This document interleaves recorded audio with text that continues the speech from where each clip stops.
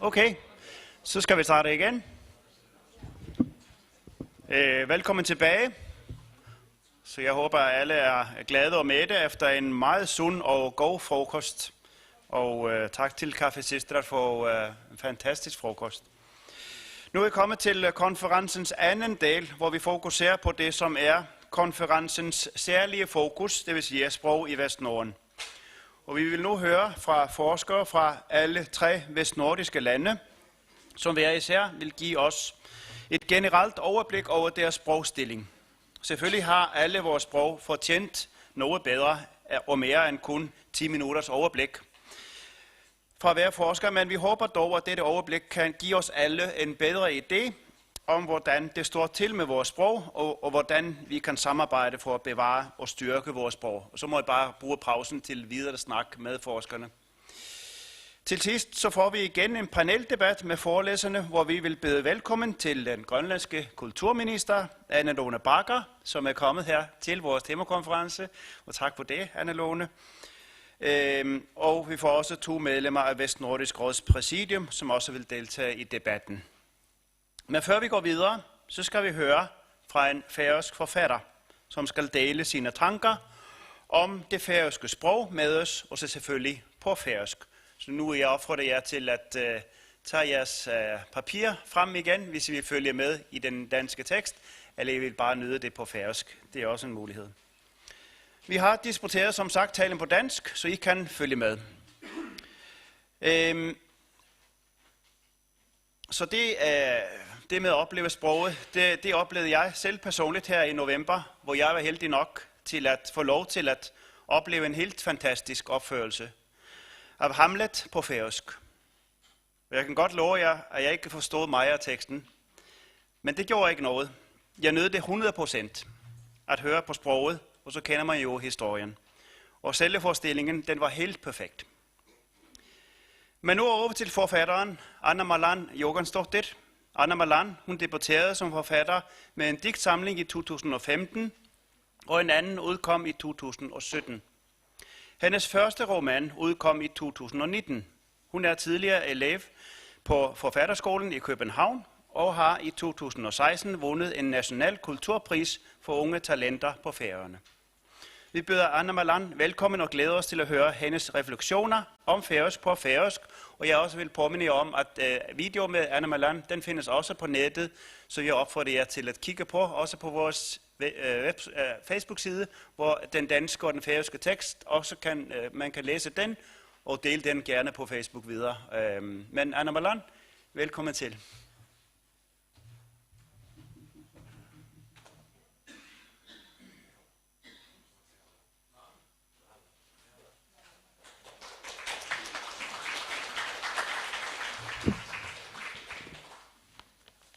Jeg vil takke for høve at slippe, ja, således.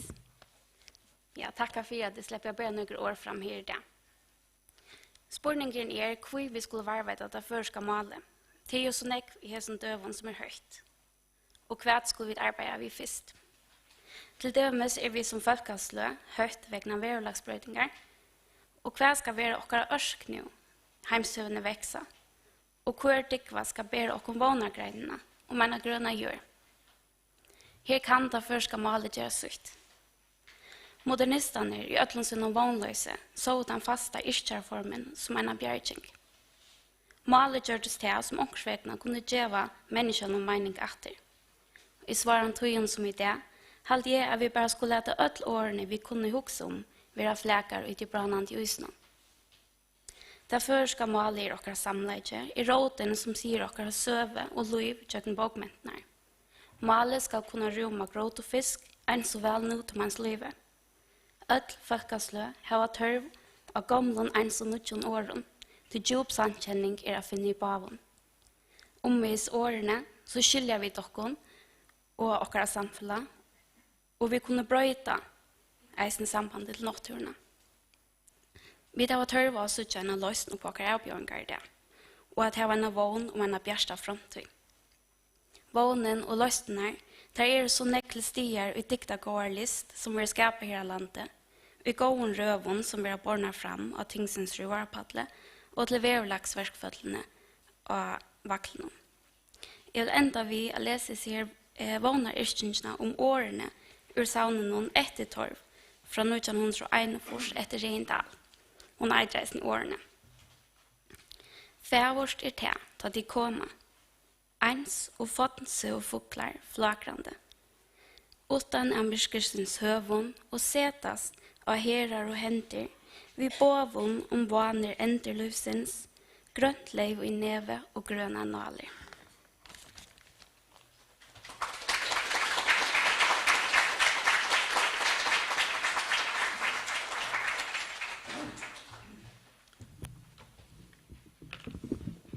Vi siger tusind tak til Anne Malan for denne tale, som sagt også findes på video og i dansk oversættelse.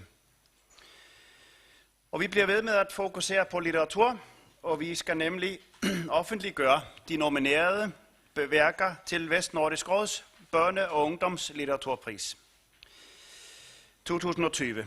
Prisen den blev tildelt første gang i 2002, og er blevet delt ud hvert andet år siden da. Faktisk vil vi offentliggøre vinderværket her i Nordens Hus i Tórshavn i november på den færøske litteraturfestival Bókadagar. Men nu vil jeg bede Bergur Rasmussen, medlem af den færøske priskomité, om at offentliggøre de nominerede værker til Vestnordisk Råds Børne- og Ungdomslitteraturpris 2020. Nu skal jeg lige skifte over her til de rigtige slides. Skal jeg se.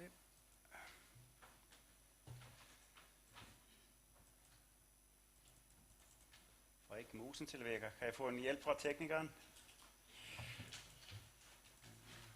Nå, nu virker den selvfølgelig. Du skulle bare stå op.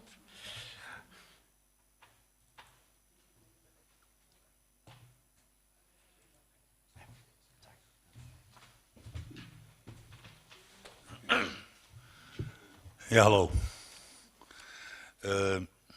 De nomineret til Vestnordisk Råds Børne- og Ungdomslitteraturpris 2020. De nationale medlemmer i bedømmelseskomiteen for Vestnordisk Råds Børne- og Ungdomslitteraturpris har nomineret følgende 3 værker til Vestnordisk Råds Børne- og Ungdomslitteraturpris 2020. Nu må I tilgive mig, hvis mit grønlandsk er lidt rustent. For Grønland, Orpilisat Nunasuami Kusananasat, eller på dansk Den smukkeste juletræ i verden, af Joachim Lybert, udgivet af forlaget Milik i 2019. Det er en billedbog. Og for Island, Lang Elstur af Eilivu, eller foregivet den allerældste, er Bergrun Iris Serverstøtte, udgivet af forlaget Bogarbejderen i 2019. Det er en billedbog. Og så vores lokale fra Færøerne, Lofter du mer, Griber du mig af Rakel Helmstad. Det er forlaget Bogardal for Lærerfællags, som har udgivet den i 2019. Det er også en billedbog. Som Sigurdur sagde, vinderværket afsløres i november på litteraturfestivalen Bókadagar i Nordens Hus i Tórshavn. Prisen deles ud hver andet år. Det er et vestnordisk bog for børn og unge. Den færøske billedbog Træje af Borg Oskarsson vandt Vestnordisk Råds Børne- og Ungdomslitteraturpris i 2018. Og her er så bøgerne. Tak.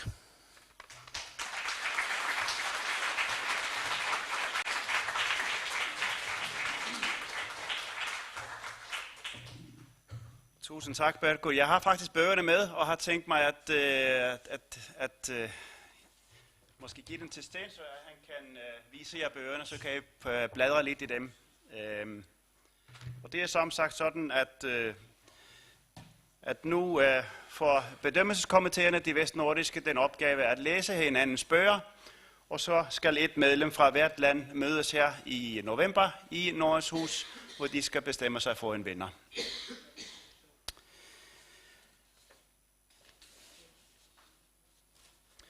Og vi kommer jo tilbage til børne- og ungdomslitteraturen senere på denne konference selvfølgelig. Men nu skal vi videre med vores emne, hvor vi diskuterer de vestnordiske sprogs nuværende stilling. Vi har været så heldige at få forskere fra de 3 lande, som nu vil give os et overblik over stillingen på sproget i deres land. Og vi begynder med den grønlandske forsker. Beatrine Heilmann er sprogteknologisk konsulent og ansvarlig for det sprogteknologiske arbejde på Grønlands sprogsekretariat. Hun vil nu give os et overblik over, hvordan det står til med det grønlandske sprog. Velkommen til, Beatrine.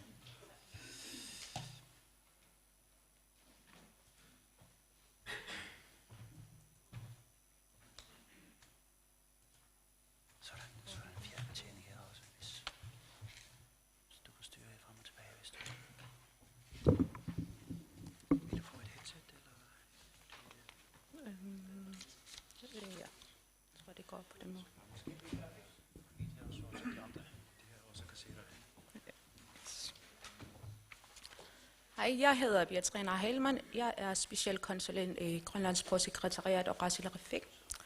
Jeg er her i dag for at fortælle om sprogsituationen i Grønland 2020. Ja, det var så teknisk. Noget med teknik at gøre det der. Det var større i min computer. Som de fleste ved, er Grønland historisk årsag et tosproget samfund, hvor majoriteten har Grønland som modersmål, og minoriteten har dansk som modersmål. Det står i loven siden 2009, at det grønlandske sprog er det officielle sprog i Grønland, og det danske sprog kan anvendes i offentlige forhold.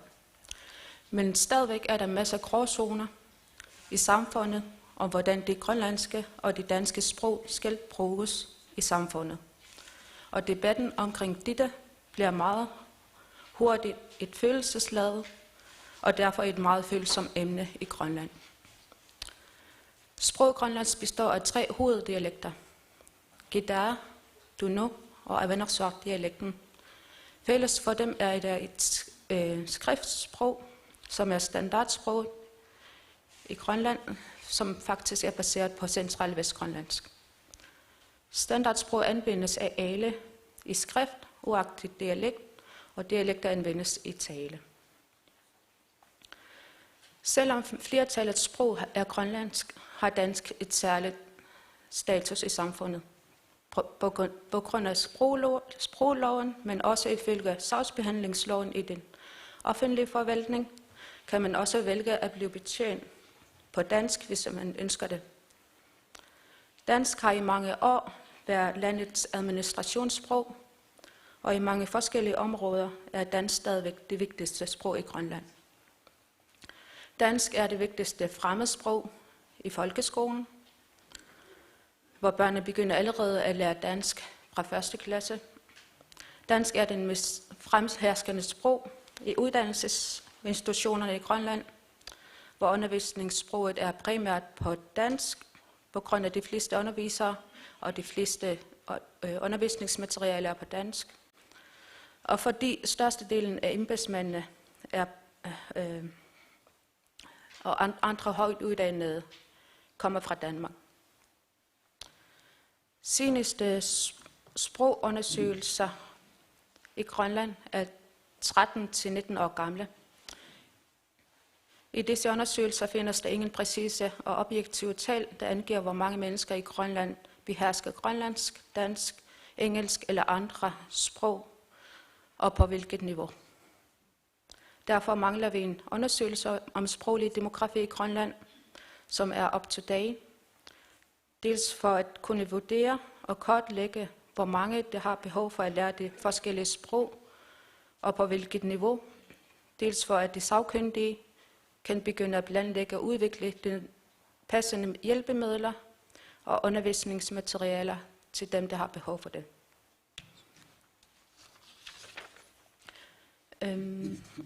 Det der vil jeg ikke gå i dybden med. Det er det der undersøgelser fra 2001, og det er en undersøgelse fra 2004 til 2006. Men det der vil jeg gå i dybden med, det er for at vurdere, hvordan der er i dag med talerne, Vi har i 2019 56.225 personer i Grønland. Af dem cirka 5.740 er født uden for Grønland, hvilket i al væsentligt vil sige danskere. I rundetal består befolkningen således af 50.000 grønlændere og 6.000 danskere.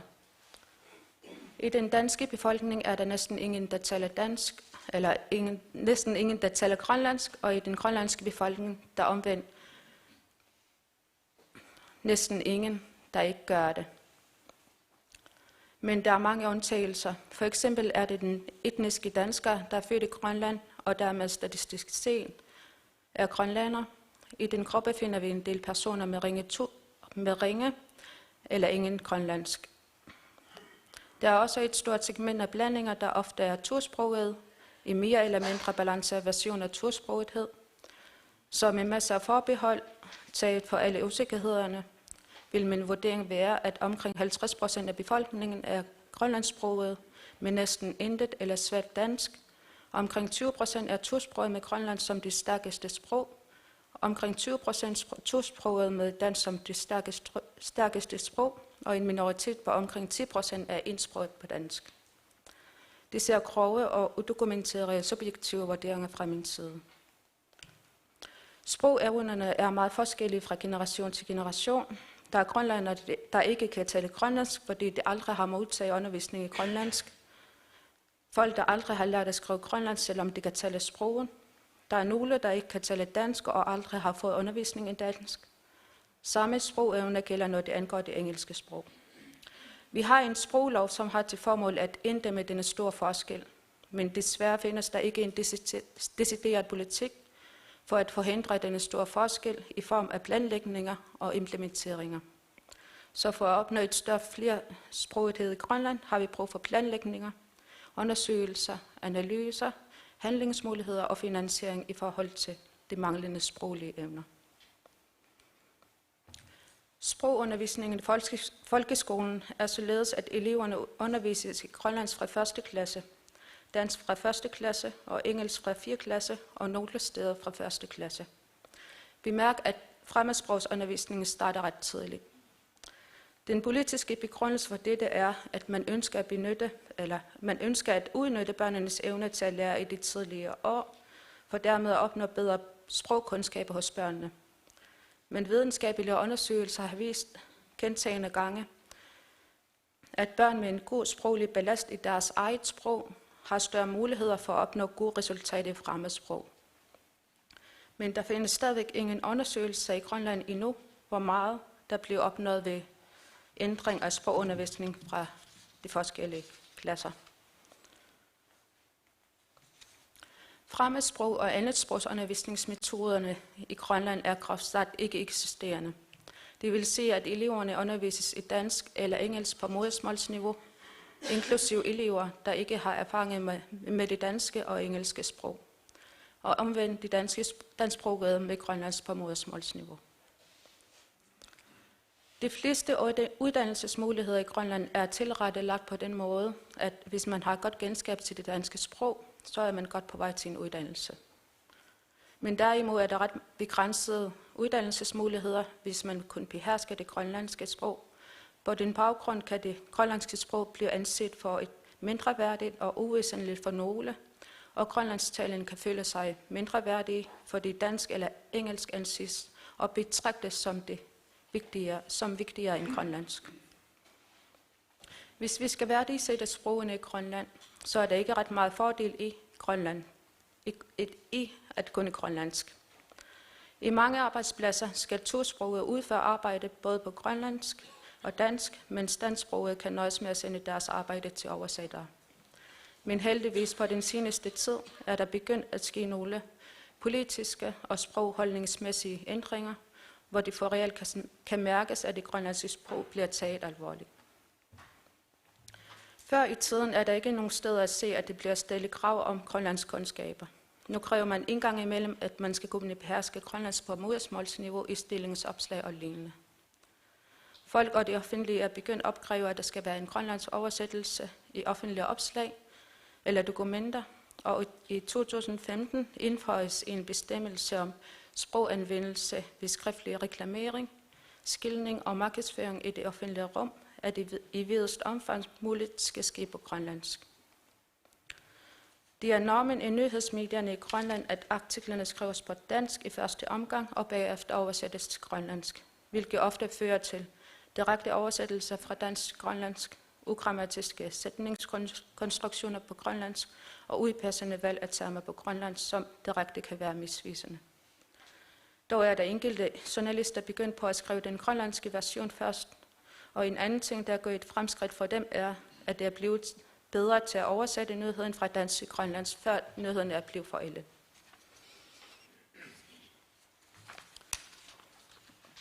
I 2017 nedsatte Naalakkersuisut for uddannelse en ekspertgruppe, der skulle komme med oplæg om sprogundervisningssituationen i folkeskolen og komme med oplæg om anbefalinger om, hvordan lærernes undervisning i sprog kan blive mere effektiv, og hvordan elevernes sproglige kompetencer i grønlandsk, dansk og engelsk kan styrkes. Ekspertgruppen mener, at for at højne sprogundervisningskvaliteten i folkeskolen, skal der uddannes flere sproglærere, og at man skal arbejde kontinuerligt med at få disse sproglærere på efteruddannelse og en faglig opkvalificering. Ekspertgruppens anbefalinger om sprogundervisningerne i folkeskolen kan I se herom, hvis I kan læse dem. Jeg vil ikke gå nærmere ind på dem på grund af tiden, men hvis I har lyst til at læse mere om dem, så hedder rapporten Ekspertgruppen vedrørende styrkelse af sprogtilegnelse fra 2018. Sproglige indsatsområder, som er mere koncentreret om at styrke det grønlandske sprog, disse prioriteringer er blandt andet udvikling og tilgængeliggørelse af fagtermer i samarbejde med fageksperter. Vejledning og rådgivning af det grønlandske mediehuse i anvendelsen af det grønlandske sprog. Denne sprogtjeneste af medierne er placeret af Rasilarifik. Efter uddanne folkeskolelærer i andet sprogsdidaktik, så de kan få de nødvendige værktøjer, når de skal undervise grønlandsksprogede børn i dansk eller dansksprogede børn i grønlandsk. Undervisningsmiddelforlaget laver nye undervisningsmaterialer i grønlandsfag, som er mere tilpasset til undervisning i grønlandsk som modersmål. Universitetet tilbyder emnefag, som går ud på grønlandsk datalingvistik, for at prøve at få de studerende interesseret i sprogteknologi. Udvikling af grønlandske sprogteknologiske hjælpemidler, placeret i Grønland og Rasilarifik. Jeg har lavet en liste over de grønlandske sprogteknologiske ressourcer og sproglige hjælpemidler, som er tilgængelige på Rasilarifiks hjemmeside, eller som er under udvikling af Rasilarifik. Så sprogsituationen i Grønland, set i lyset fra den digitale teknologis side, så er vi godt kørende i Grønland. I den moderne globaliserede verden er alle sprog uden massiv digital støtte undtagelsesløst truet. Dette synspunkt er en international anerkendt blandt fagfolk på området, og er desuden UNESCOs officielle udmelding. Selvom det grønlandske sprog ikke er trådet sprog i dag, har vi alvorlige udfordringer. Vi udvikler digitale hjælpemidler, men har svært ved at komme igennem store IT-firmaer. Da den grønlandske sprogteknologiudvikling begyndte, havde man ikke regnet med, at vi ville få problemer med at få vores programmer til at kunne benyttes af vores sprogbrugere i deres elektroniske apparater. I 2007 begyndte problemerne. Vi kunne ikke implementere vores stavekontrol i Microsoft Office, fordi vi ikke havde de nødvendige kompetencer og licensadgang til at komme ind i Microsoft lukkede kode. I 2 år kæmpede vores programmør om at få de nødvendige adgang og implementere stavekontrollen i Microsoft Office. Så grønlandsk og de andre småsprog, såsom sami, står over for en udfordring med at implementere de sprogteknologiske hjælpemidler, som de har udviklet. De små sprog er blevet for uinteressante for store IT-virksomheder som Microsoft, Google og Apple. Denne udfordring er noget, vi alene ikke kan løse. Derfor kan vores brugere ikke få gavn af vores programmer i deres elektroniske apparater, så længe de små sprog ikke har adgang til de store IT-virksomheder. Jeg tror, jeg har været lidt for hurtig med slides. Vi ved, at vores brugere benytter de store IT-virksomheders operativsystemer. Og vi ønsker, at softwareprogrammer, som vi har udviklet, skal være tilgængelige i disse brugers apparater. Men så længe programmerne ikke kan implementeres i disse hardware, kan brugerne ikke få nytte af. Derfor ønsker vi, at politikere i de forskellige lande skal stå sammen for at hjælpe de småsprog softwareudviklers programmer til at kunne implementeres i de store IT-firmas forskellige operativsystemer. Uden mulighed for at komme ind til vores brugers elektroniske apparater, groft sagt, er en direkte trussel for de selve småsprogs overlevelse. Tak.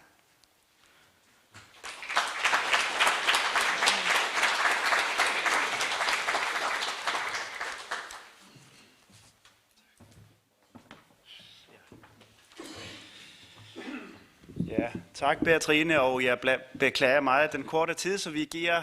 Det er næsten urealistisk at skulle nå et helt sprog på 10 minutter, men det er bare så meget, vi skal nå i dag. Så vi håber, I kan som sagt bruge pauserne og måske festmiddagen og så videre til at snakke videre med forskerne. Men vi skal videre til næste forelæser. Det er Sigríður Sigurjónsdóttir. Sigríður er professor i islandsk sprogvidenskab ved Islands Universitet og har for nyligt blandt andet forsket i hvilken indflydelse engelsk har på det islandske sprog, især blandt unge. Sigríður vil nu give os status på det islandske sprog anno 2020.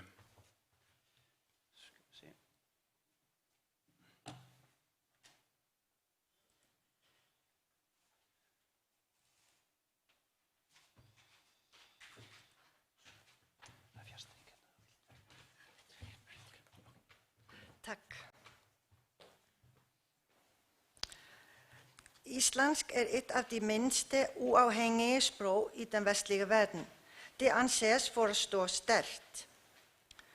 Ifølge Egid-skalen, for eksempel, som måler sprogenes vitalitet eller trusler mod verdens sprog, betragtes islandsk som stærk, da sproget når det næsthøjeste niveau og opfylder kriterierne for et nationalt sprog. Eftersom disse kriterier blev fremsat i det forrige årti eller deromkring, er der sket dramatiske miljømæssige ændringer, der har svækket det islandske sprogstatus, såvel som statusen for mange andre små sprog i verden. Teknologiske og samfundsmæssige ændringer har øget det eksterne pres på det islandske sprog. Her vil jeg fokusere mest på de teknologiske ændringer, der har bragt islandsk i en digital sprogkontakt med engelsk. Fremkomsten af smartphones og tablets har påvirket det islandske sprogsamfund på flere måder.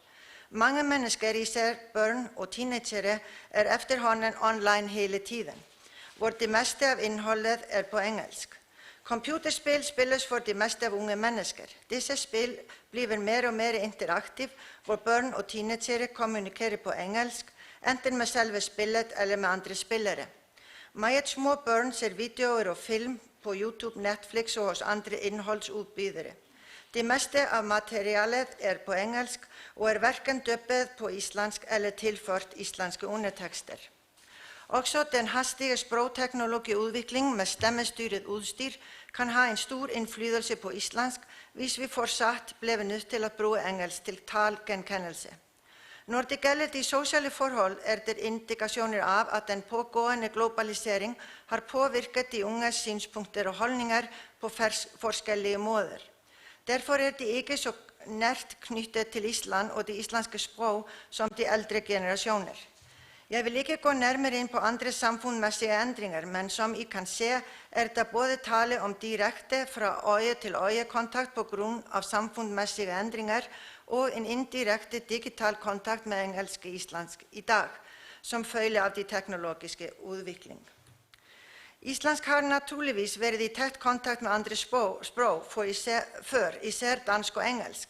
Men denne gang er det tale om 3 faktorer, der adskiller sig på nuværende tidspunkt i historien, hvilket bevirker, at disse ændringer er uden for tilfælde i den islandske sprogs historie. For det første omfanget. Engelsk findes overalt, både i den digitale verden og hverdagen. Brugen af engelsk i Island er derfor blevet mere omfattende end nogensinde før. For det andet er modtagerne af engelsk input yngre end tidligere, særligt fordi brugen af digitale enheder er stiget blandt små børn og babyer. For det tredje bliver brugen av engelsk mer og mer interaktiv sammenlignet med fortidens passiv mottagelse, for eksempel gennem computerspill og stemmestyret utstyr. Derfor har den siste teknologiske udvikling medført en øget eksponering for engelsk i Island. De primære modtagere av digital kontakt med engelsk mindre børn og teenagere, der stadig befinder sig i sprogtilegnelsesstadiet. Derfor de modtagelige for engelsk eksponering, for eksempel når de spiller interaktiv computerspill. Men interaktiv kommunikasjon har vist sig at være den bedste form for input til små børns sprogtilegnelse. Til trods for mange positive følger av denne udvikling, har de negative konsekvenser av de ændrende forhold fået stor opmærksomhed i populære medier i Island på det sidste. Derfor opfattes den globalt dominerende engelsk i dag ofte som en trussel mod islandsk. Her har vi et citat fra en avisartikel, hvor en islandsk grundskolelærer fortæller, at mange islandske teenagere og yngre elver begyndt at kommunikere på engelsk i skolen. For at finde ud af, om det islandske sprog taber terræn til engelsk, og for at kortlægge det islandske og det engelske sprogstilling i Island i dag, igangsatte Eiríkur Rögnvaldsson og jeg det her forskningsprojekt, som fik et 3-årigt grant av Excellence fra Islands Forskningscenter i 2016. Jeg vil nu præsentere nogle af resultaterne fra børn i alderen 3-12 år i vores online undersøgelser, som var en af de metoder, vi brugte til dataindsamling. Lad os først se på børnenes digitale brug. Bemærk, at resultaterne baseret på forældrenes rapporter for de 3-9-årige. Her ser vi startalderen for brugen af smartphones og tablets. Hvis vi ser på resultaterne fra vores yngste deltagere, børn i 3-5 års alderen, viser den første gruppe av søjle, at 8% av dem begyndte at bruge disse enheder, da de var under 1 år gamle, lyseblå søjle. Og 58% av dem var 2 år eller yngre, lyseblå, orange og grå søjle. Graven viser, at det de yngste børn, 3-5-årige, der begyndte at bruge smartphones og tablets i den yngste alder. Angående omfanget av anvendelse av smartphones og tablets, så viser vores resultater, at 19% av de 3-5-årige brugte disse enheder mellem 1 og 4 timer om dagen, hvilket ret slående for denne aldersgruppe, og denne brug øges efterhånden som børnene bliver ældre. Receptbrug af engelsk også betragtelig i den yngste aldersklasse. Her ser vi hyppigheden av lytning til mundtlig engelsk.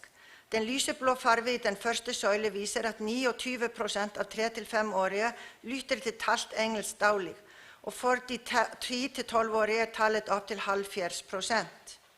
Nu til produktiv engelskbruk. Vi spurgte de 3-9-åriges forældre og de 10-12-årige selv, om de børnene under tiden talte engelsk med deres islandssprogede venner. Vores resultater viser, at lige som det blevet hævdet i islandske medier, at nogle islandske børn taler lejligvis i engelsk med deres islandske venner.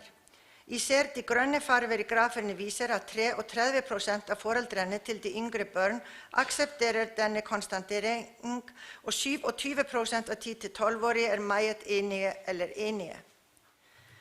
Her ser vi input fra computerspil blandt børn i forskellige aldergrupper. Alle indekset til højre for hver graf. Resultaterne viser, at børn allerede fra 5 års alderen har meget mere input fra spil på engelsk. Det kun de 3- og 4-årige, der får flest input fra spil på islandsk. Børns indstilling til engelsk.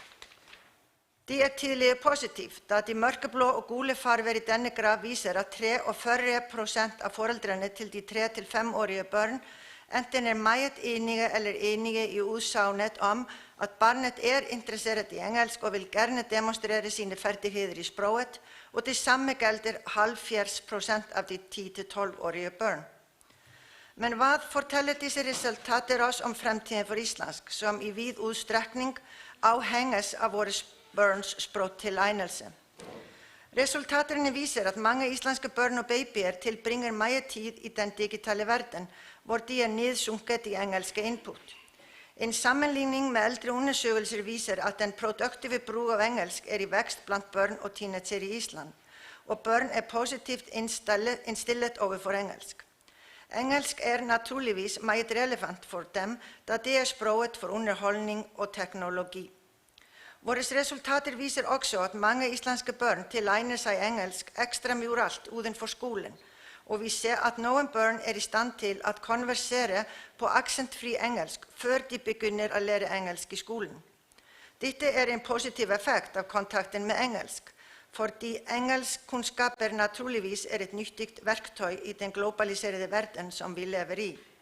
Det dog viktigt at understrege at våre data viser at det betydelig individuell variasjon i engelsk ferdigheter blant mindre børn, og noen av dem kan slett ikke meget engelsk. Til sist det grunn til bekymring. Ja, det det. Med øget engelsk input kan islandsk input falle proporsjonalt i børnenes mest dannende år.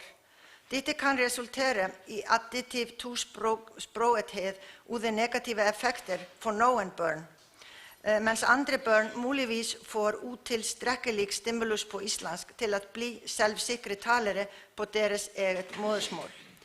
Dette kan igen føre til øget variation og endring av det islandske språk og domænetab for språket. Og hva kan vi så gjøre for å sikre at børn i dag bringer islandsk med seg inn i fremtiden? For det første skal vi sikre at små børn får tilstrekkelig islandsk input gjennom samtaler og annen interaktiv kommunikasjon. For det annet bør vi skape en positiv innstilling til det islandske språk. Forskningen viser at i en språkkontakt som den mellom islandsk og engelsk i Island i dag, så kan en positiv innstilling til modersmålet være en avgjørende faktor for å sikre språkets vitalitet. Endelig vi nødt til å sikre tilstrekkelig interessant og relevant digital material på islandsk til børn. Takk.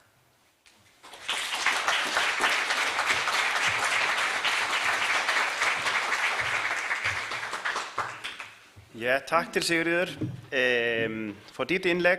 Og til sidst vil vi høre om situationen her i værtslandet på Færøerne. Og det vil være Zacharias Hansen fra Fróðskaparsetur Føroya, som vil give os et overblik over situationen her på Færøerne. Så værsgo, Zacharias.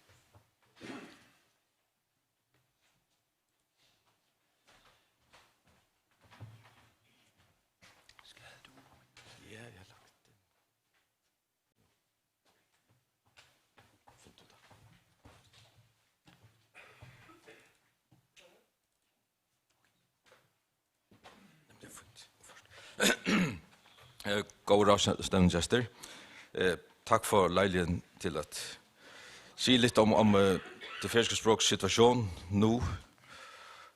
Og jeg vil komme med sådan en kort oversigt og lave nogle punktnedslag i situationen, som jeg ser den i dag.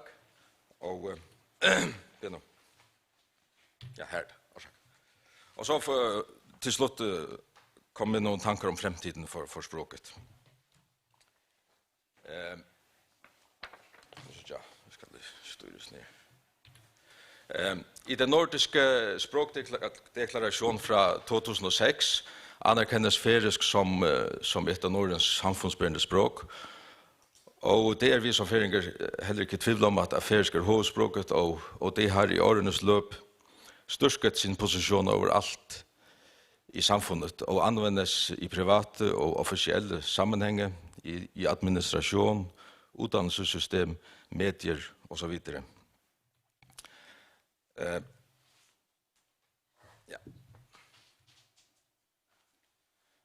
Men selv om språksituasjonen i mange tilfeller har medført et skisma mellom talespråk og skriftspråk, og til en viss grad også delt vannene med hensyn til hvilken kurs man skal følge, så det samlet sett enighet om at færøsk det språk som bør kunne anvendes i alle livets forhold, i det færøske samfunn, både privat og offentligt.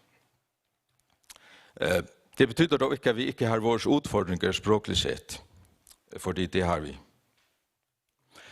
Med den teknologiske revolusjon som internettet står som eksponent for, omverdenen rykket tettere på. Og det setter store krav til færøsk, hvis det skal bevare sin stilling som hovedspråket på Færøerne. Den store utfordringen naturligvis at møte og oppfylle de krav som til stadighet settes til utvikling og oppdatering av språket, således at det følger med de endringer og møter nye ting og fenomener som hele tiden oppstår. Det viktigt att språket inkluderar alla dessa ändringar. Men i så en scen är situationen inte annorledes än i många andra moderna samfund. Därför är det viktigt att vi hela tiden går vårt ytterste för att följa med tidens krav, således att forskar med på de scener hvor det moderna samfundsliv utfolder sig. Nu är det inte oforer. Gör det där. Och det är i skolor och i undervisningssituationer, på arbetsplatser och liknande, på internetet, oformellt på diverse sociala medier och mer formellt i traditionella medier som aviser, radio och tv, och i föreningsliv och kulturliv i bred förstand. Och här ligger efter min mening den helt stora och konstanta uppgave att barn och unga hver dag og i alle livets forhold har et fyrsk språkspeil at se inn i og at identifisere seg med. Kortslutter det forhold, så det for alvor fare på ferie med hensyn til det fyrske språks fremtid. Derfor det meget viktigt at det legger stor vekt på at fyrsk språket materiale tilgjengeligt også på de digitale scener hvor barn og unge bruker så meget av deres tid. Och det är faktiskt en stor utfordring för färösk att det är så fravärande på många av de medier som finns. I nyare tid så är utbudet av färöska ordböcker i elektronisk form vuxit markant, och det är med till att största fundamentet under det färöska språk. Alla har fri adgang till dessa ordböcker på internetet, och de brukas flittigt i ser av skolungdom. Och samtidigt arbetas där hela tiden på att lava undervisningsmaterialer på färösk till så många områden i undervisningssystemet som möjligt, för på den måten att möta eleverna var de är och på deras eget språk och på de plattformar var de uppehåller sig. Och samtidigt så arbetar offentliga och privata förlag med att utgiva litteratur på färösk till alla åldersgrupper. Domäne och domänetap har länge varit centrala begrepp när det gäller beskrivelse av ett språks status. Och något tyder på att det färöska språks status sväckas på vissa områden. För exempel tyder något på att vetenskapsspråket övergår mer och mer till engelsk. I det fler och fler vetenskapsfolk väljer att publicera på engelsk för att nå längre ut med deras resultater. Här kunde man önska sig ett system med parallellspråklighet som kunde tillgodose både det jämliga språk och engelsk. Ett annat område som är viktigt för att styrka det färöska språks position i framtiden är att det etableras undervisning i färösk som annat språk för tillflyttare. Således att det kan bli en integrerad del av det färöska språksamfund. För det är viktigt som vi ser situationen nu i hvert fall. Det är en känskärning att vi inte känner den aktuella språksituationen gott nog, och vi manglar att få genomfört en stor undersökelse av språksituationen på linje med den stor undersökelse som isländska språkforskare för nyligen har stått för i Island om det engelska språks påverkning på isländsk, det som vi lige hørte Sigga fortelle om. Ja, har vi tog för många. Ja, jag tar det här med också.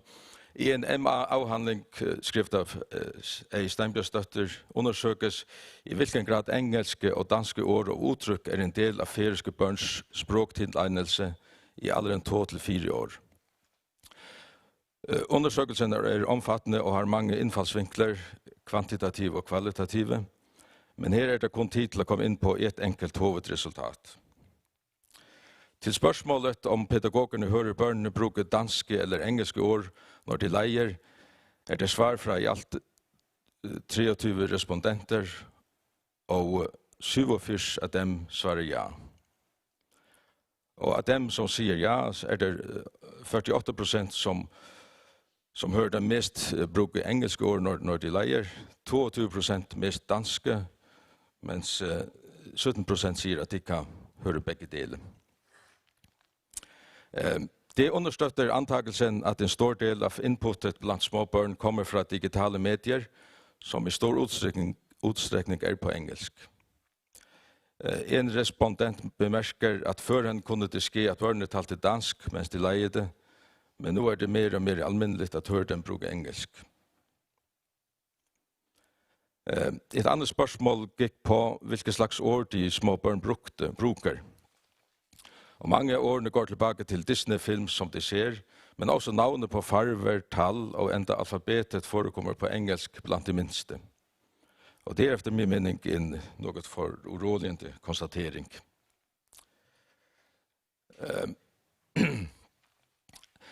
Avslutningsvis så, på tross at det er noget negativt som jeg har sagt, så kan vi være fortrøstningsfulle med hensyn til det færøske språks fremtidsutsikter. For de færinger generelt er glade for sitt språk og innstillet på å bruke det i alle livets forhold.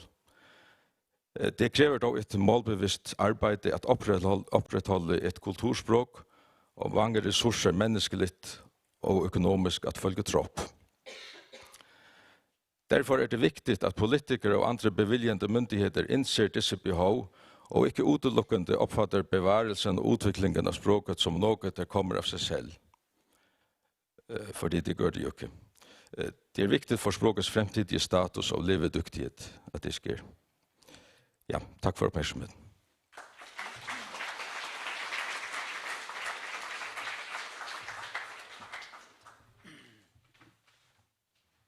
Tak til Zakaris, og tak til alle tre forskere for at give os et overblik i sprogets stilling i jeres lande.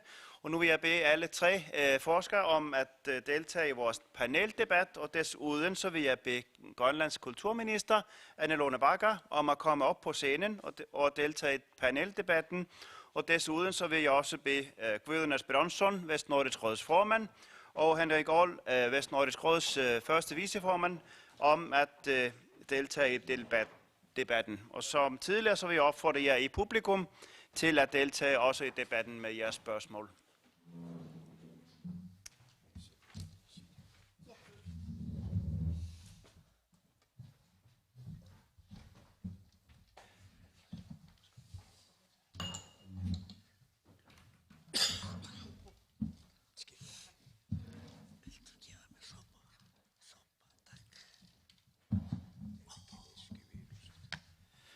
Så vil jeg som tidligere give politikerne mulighed for at reagere lidt på forskernes taler, og jeg vil begynde med ministeren, Anne Lone, hvis du vil give os dine reaktioner på både emnet og forskernes taler.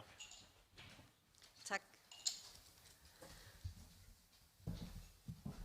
Jeg vil først og fremmest takke forskerne for deres indlæg, som er virkelig interessante og mange gange virkelig ensform, eller der er nogle ligheder på mange punkter. Jeg kan se, den engelsk vinder mere og mere frem. Det viser også vores tal i Grønland fra Uddannelsesstyrelsen. Blandt de unge, der overhaler engelsk dansk nu. Det er fakta, vi har på bordet, så vi har nogle udfordringer. Men alligevel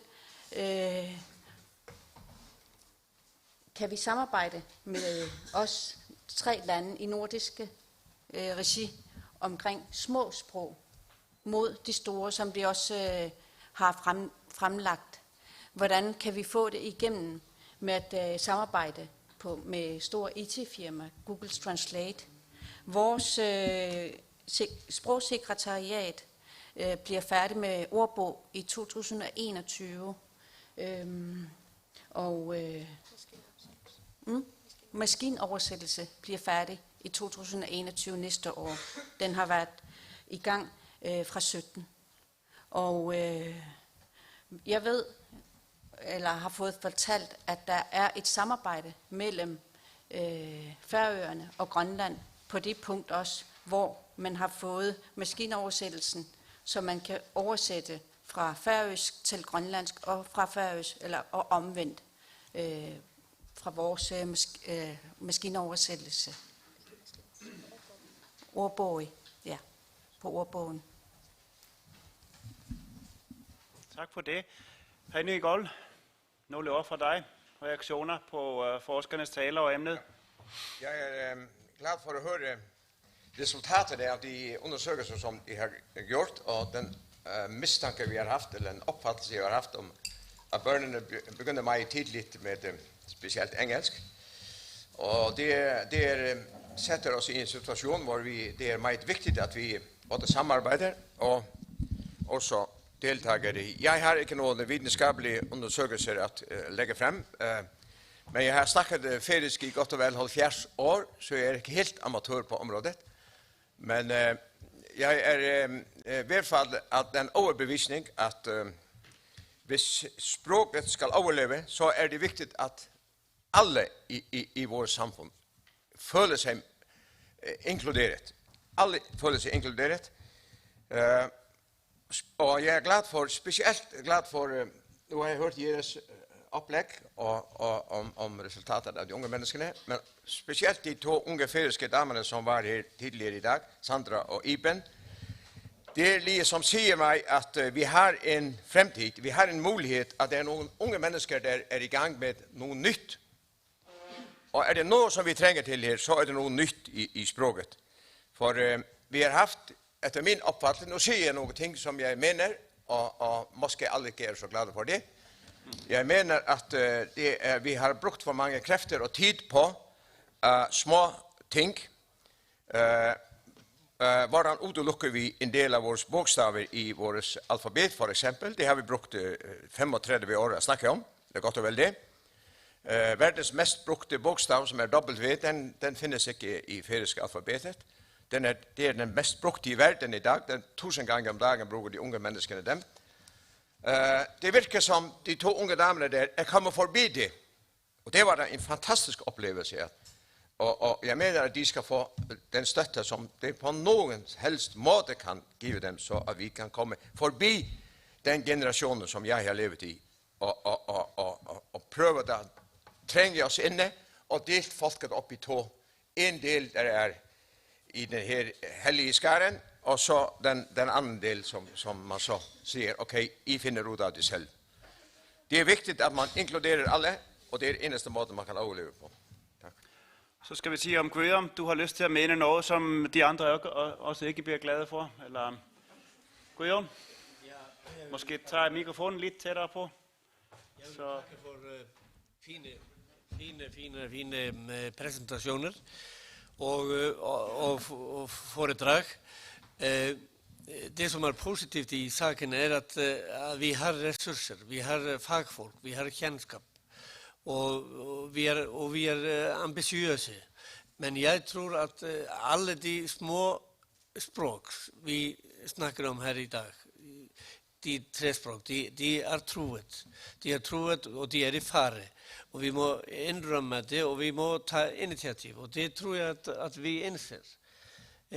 Men de språk vi snakker om, for eksempel islandsk, den har jo vært under påkjenning i flere generasjoner. Jeg tror at det er litt over 200 år siden at islandske språket holdt på å forsvinne, fordi vi syntes det var mye finere å snakke dansk.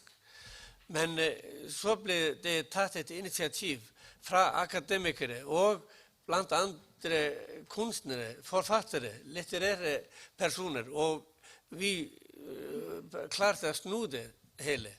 Og akkurat som Henrik nevnte, at vi må inkludere alle, og det må være vår sak, fellessak, at det blir fint å snakke språket vårt. Og det må jo være utdanningssystemet, og det må være arbeidslivet, og det må være media som tar part i dette her. Og også den litterære verden, kunstnere, forfattere, og sangere og alt det her. Og det er så viktig, for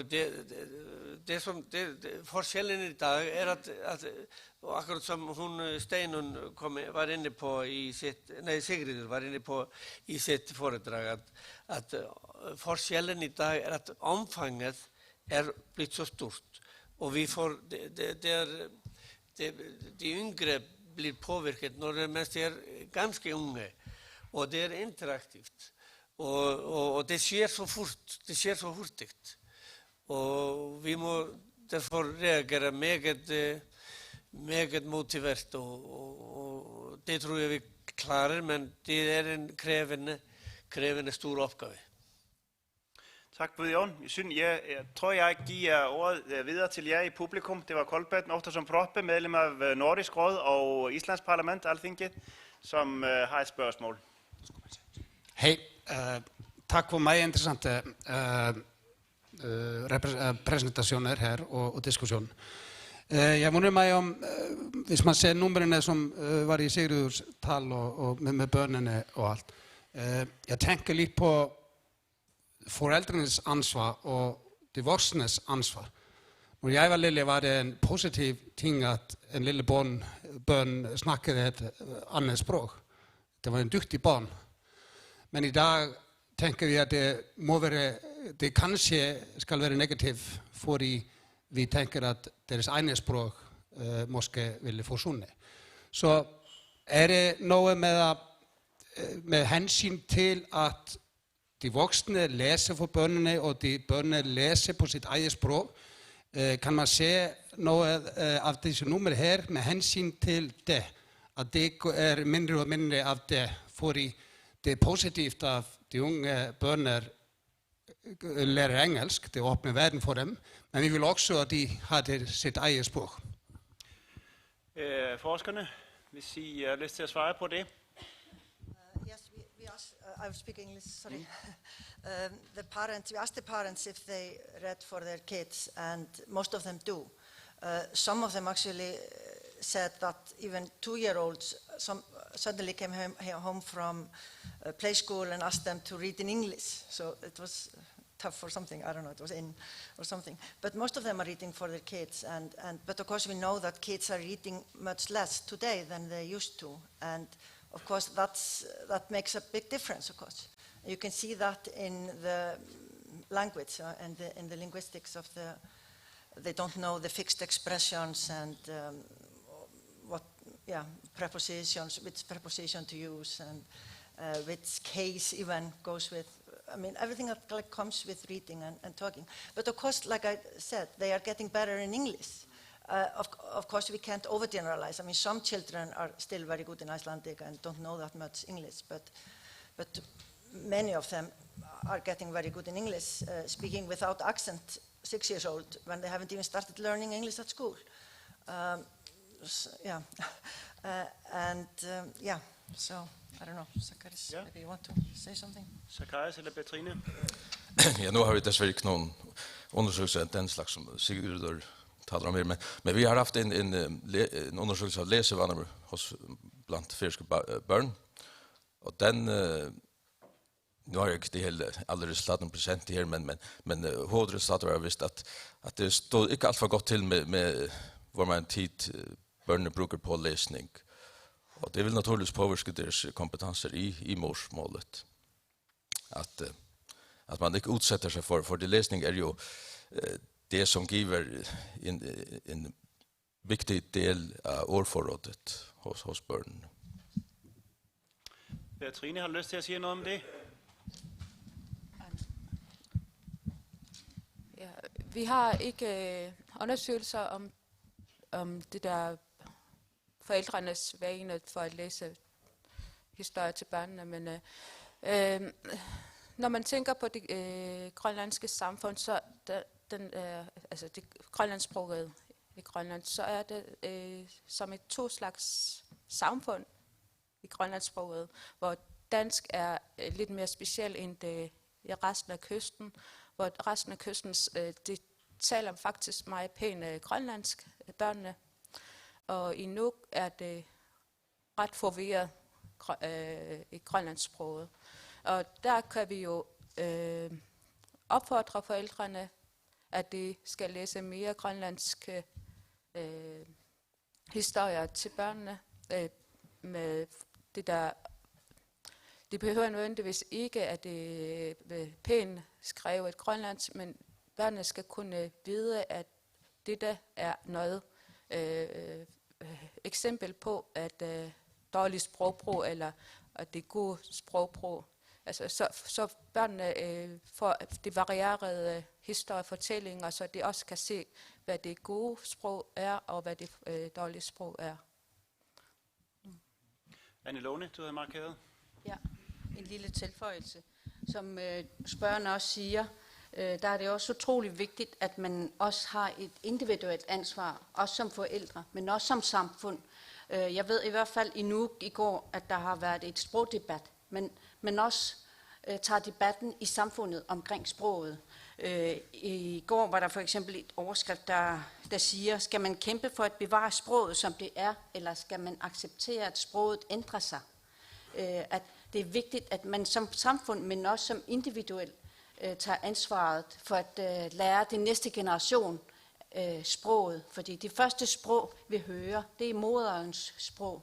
Det er vores modersmål på en eller anden måde. At man så bevarer det, men også fra politisk hold, man også prioriterer sproget og litteraturen for den sags skyld, så man har up-to-date litteratur i undervisning, som kan være interessante for de unge. Der var flere spørgsmål fra salen, og Stentur har styr på, hvem det var næst. Ja, tak. Jeg hedder Inge Samuelsen. I den forening, som jeg repræsenterer, det er Norrøna Fæller i Førjun, foreningen Norden, der er vi meget optaget af det sprog, som vi i Norden har til fælles, nemlig det skandinaviske sprog. Og vi synes, at vi skal være, dygtigere til at forstå hinanden på det fælles skandinaviske sprog, så vi derved kan styrke det nordiske samarbejde. Og vi arbejder også med at arrangere en konference lignende den her omkring det. Og det handler ikke kun om, at vi i det ydre område skal være bedre til at tale skandinavisk, men det handler også om, at skandinaverne skal være bedre til at gøre sig forståelige over for os andre. Mit spørgsmål er så til den islandske professor. Du nævnte kun, hvordan det stod til med det engelske på Island, og hvordan engelsk var ved til at trænge det islandske sprog. Hvordan er det med det skandinaviske sprog? Sker den her fortrængning af, eller den her engelske indflydelse på bekostning af det skandinaviske, eller har man, nu oplever vi, at både du og den tidligere paneldeltager slog over i engelsk, altså har man accepteret, at man slet ikke er nødvendigt at kunne tale skandinavisk for at deltage i det nordiske samarbejde? Så skal vi med bare et kort svar, siger det, fordi vi skal nå flere spørgsmål. Yes, well, when I was growing up, I was much better at Danish than English. I mean, Danish was easy and English was very difficult. And I actually used to speak perfect Danish when I was 20. But somehow I've lost it, somehow, although it's coming back now that I'm speaking Danish. But what we can see in Iceland now is that children don't like to, they hate learning Danish, most of them. They don't like it. They love studying English at school, and it's everywhere, you know, connected to traveling and fun and all those things. But Danish, I mean, most of them don't. Of course, you can generalize, but most of them don't like it very much. So this has turned around. English is easy now, Danish is difficult. Well, we are only learning Danish in school in Iceland. Det var næste spørgsmål. Ja.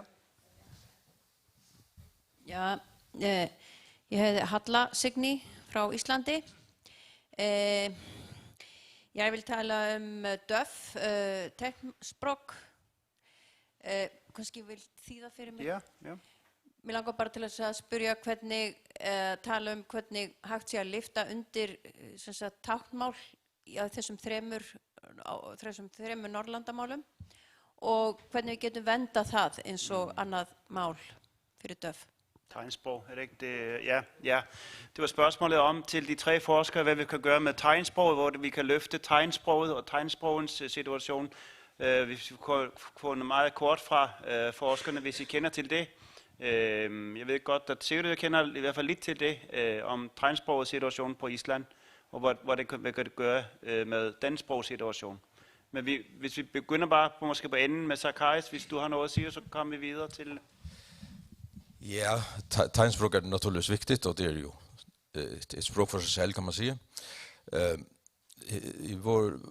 For vår del så vet jeg at de representanter for tegnspråk har blitt medlem av språkrådet, så at den vei har man nok tenkt seg at de også skal få litt goodwill, kan man sige.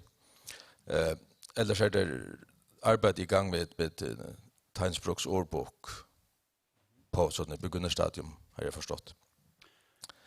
Men ellers så sker det nok ikke så mye på det området, tror jeg. Men det viktigt, naturligvis.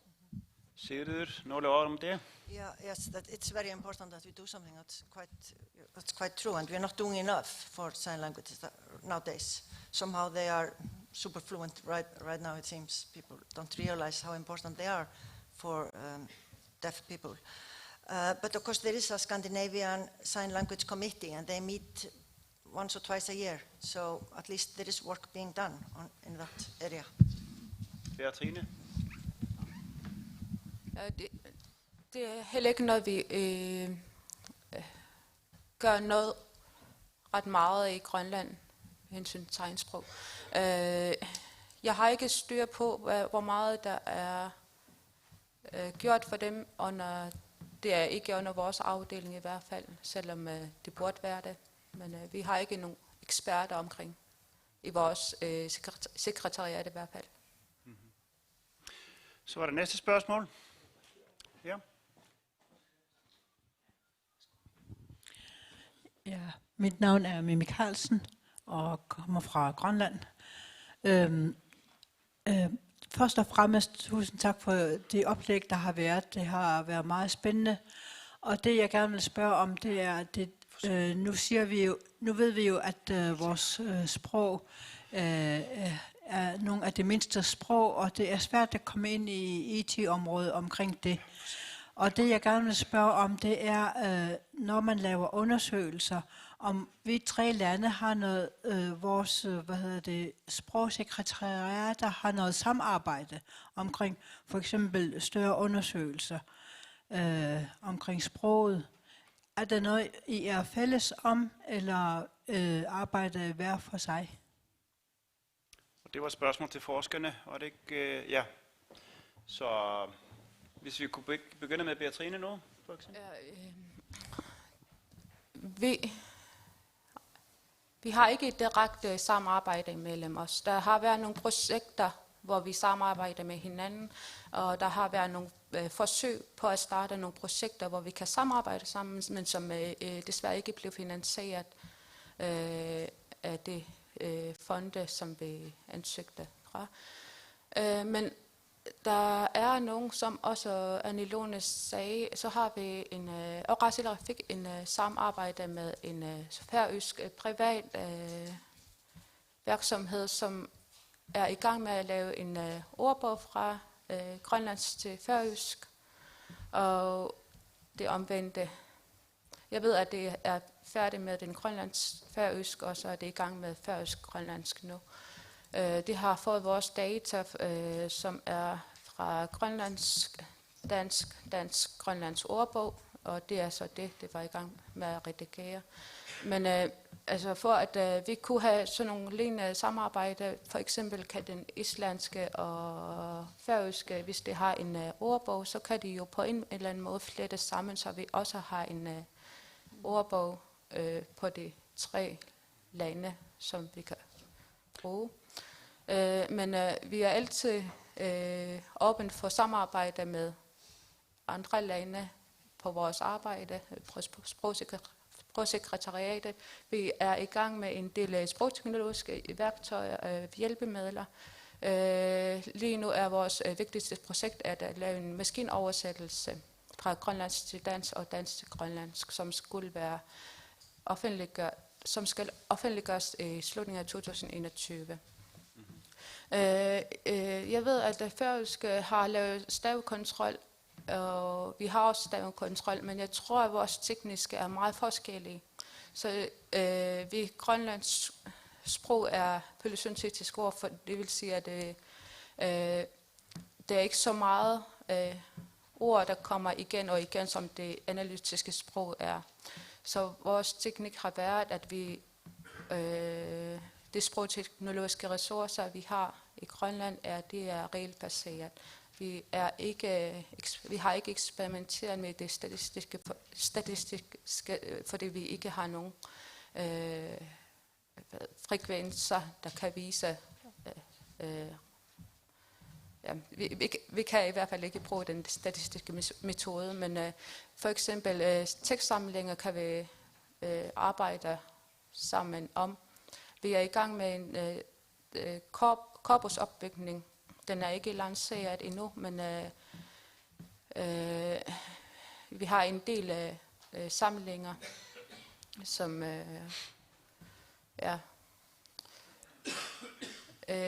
vi kan finde ligheder, hvor vi kan samarbejde om, og det er vi altid åbne for i vores arbejde. Tak for det. Så må vi spørge de andre to måske i kaffepausen, om der er noget, fordi nu skal vi snart have kaffepause. Og desværre har vi ikke mulighed. Der var flere spørgsmål fra salen. Desværre har vi ikke mulighed til at tage flere spørgsmål. I må diskutere dem med hinanden under kaffepausen og hive fat i forskerne. Jeg bare giver lov til politikerne, måske 1 minuts afslutning, bemærkning, hvis de har lov til, lyst til at sige noget, Bjørn for eksempel. Jeg vil bare nævne dette med vores rekommendation fra 2018. Ja, jeg vil bare nævne dette med vores rekommendation fra 2018.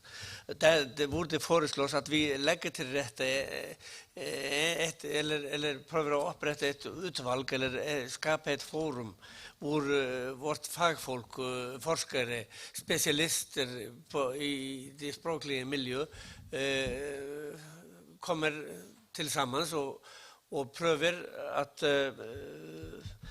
om vi ikke kan utnytte felles resurser i Vestnorden for at gjøre noe i digitaliseringen, om vi kan ikke gjøre noe i fellesskap.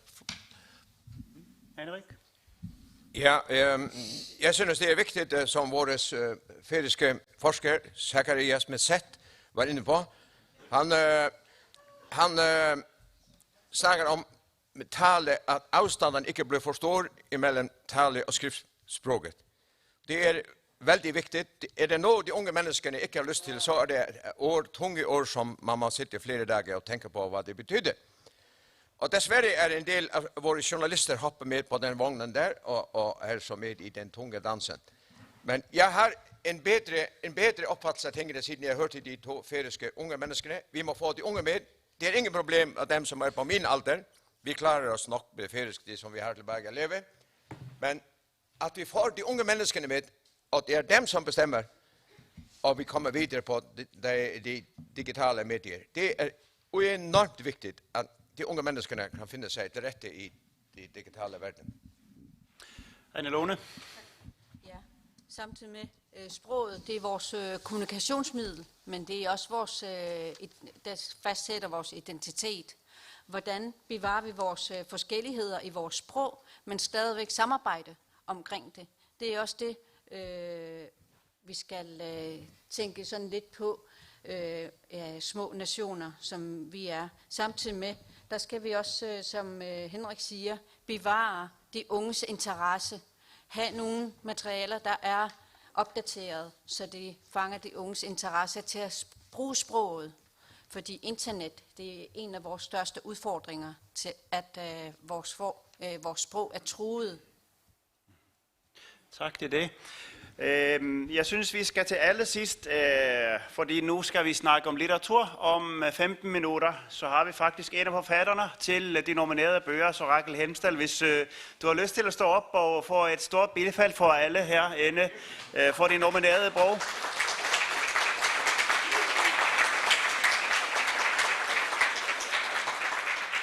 Så vil måske i hvert fald en tredjedel af publikum håbe på, at du vinder.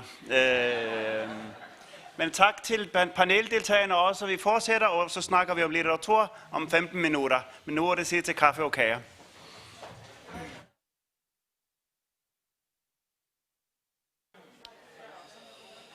Ja. Så skal vi starte igen. Velkommen tilbage. og nu skal vi diskutere litteratur og oversættelser i Vestnorden. Udgivelse af litteratur og oversættelsesarbejde er en meget vigtig del af at kunne holde vores sprog levende. Så derfor vil vi nu i denne omgang høre på indlæg fra både Grønland og Færøerne. Og vi skal begynde med Katja Wall, som er tidligere projektleder på det grønlandske projekt Atlanta. Og Katja, hun er faktisk med. Jeg skal sige lidt mere om det grønlandske skriveprojekt Atlanta, som er blevet afholdt siden 2013. Katja Wall, hun er tidligere projektleder for Atlanta-projektet, og hun er faktisk nu med os på Skype, hvor hun sidder i Danmark, og nu skal vi prøve at se, om vi kan få forbindelse til Danmark, hvor Katja vil give os en præsentation af Atlanta-projektet. Så nu skal jeg få lidt hjælp fra teknikeren med at stille over til Katja Wall.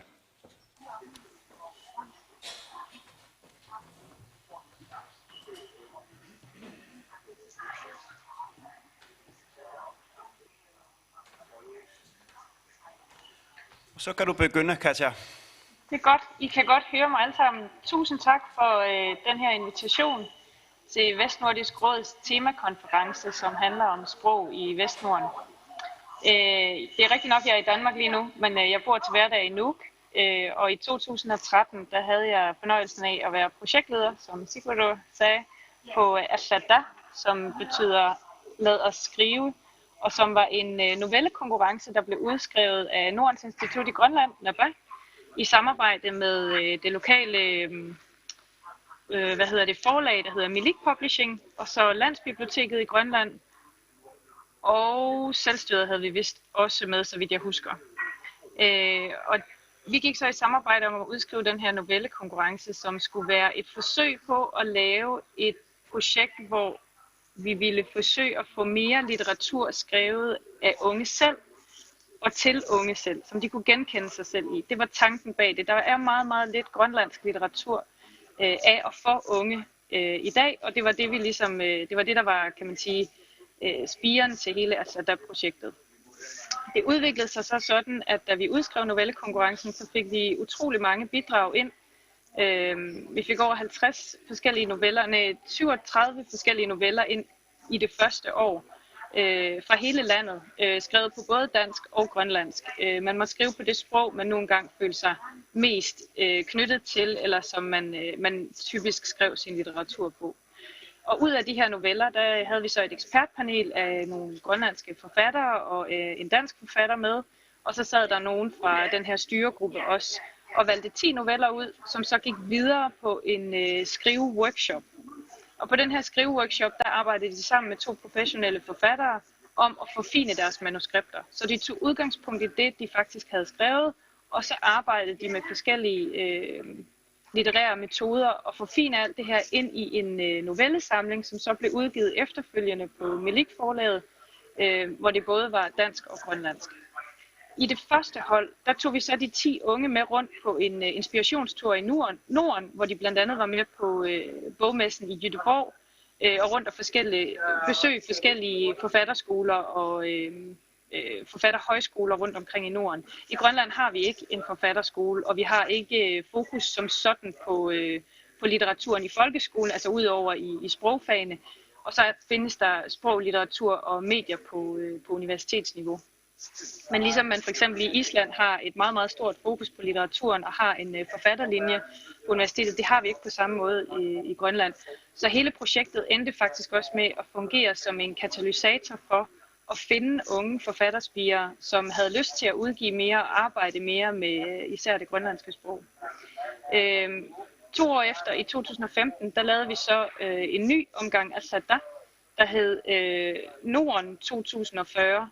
Og det gik så ud på at skrive om fremtiden. Så det var fremtidsnoveller, vi modtog i den omgang. Og det var da jeg mødte Sigurdur blandt andet på Island. For der lavede vi i stedet for en inspirationstur, der gik til forskellige nordiske lande, så lavede vi en workshop på Island, hvor vi inviterede unge, der også havde været med i forskellige novellekonkurrencer fra Åland, Færøerne og Island, og så selvfølgelig fra Grønland. Og de arbejdede så sammen i en lille uge på Island med en forfatter fra Norge, en forfatter fra Danmark og en forfatter fra Grønland, så vidt jeg husker, om at lave forskellige igen skriveøvelser, arbejde med sproget, lege med sproget, mødes på en sproglig legeplads, kan man sige. Og der blev talt 7 forskellige sprog på den her workshop. Altså det var helt utroligt at være en del af. Også at se, hvordan de her unge mennesker mellem 15 og 25 bare kastede sig ud i hinandens sprog og blev inspireret af hinanden og var nysgerrige på, hvordan siger man det på færøsk, hvordan siger man det på grønlandsk, og hvad gør I på Island? Og de var virkelig nysgerrige, og de legede med sproget, som jeg sjældent har set det gjort før i mødet med hinanden. Så det var utrolig inspirerende. Den seneste udvikling i Atlada har så været i sidste år, blev der lavet den seneste novellekonkurrence her i Grønland, og ud af det er der så kommet en 3. novellesamling. Så der er 3 novellesamlinger i alt af unge mennesker fra de her 3 forskellige år, der har skrevet noveller.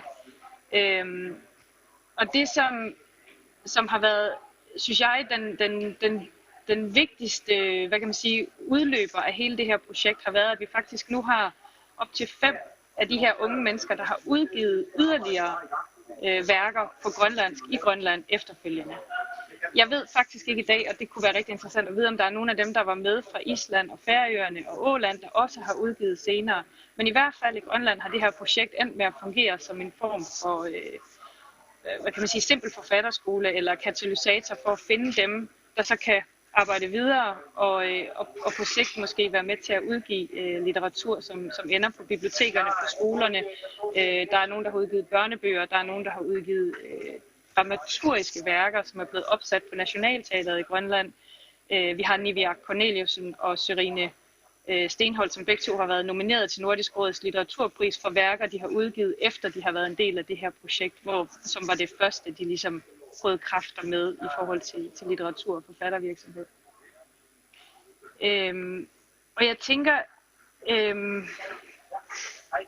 det jeg ellers tænkte, der var vigtigt at sige om projektet her, det var, at vi også hvert år har arbejdet med forskellige temaer. Så det første år, der var temaet, som var noget, vi ville gerne have noget unge i Norden kunne mødes om. Et tema, som de alle sammen på en eller anden måde kunne relatere sig til på hver deres modersmål.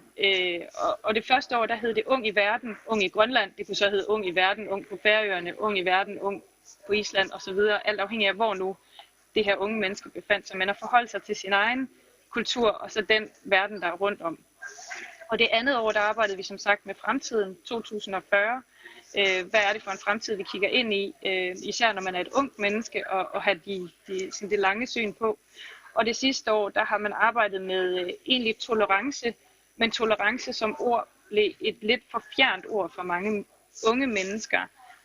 Og derfor så lavede man en dialog med dem om på det, så det blev til rum i stedet for. Altså rum på alle mulige. Så det har altid været nogle meget brede temaer, som de unge kunne være kreative indenfor, uanset hvor de kom fra, og uanset hvilket ståsted de havde, i forhold til at kaste sig ud i det med at lege med sproget, og begynde at lave kreativ skriveproces ud af det.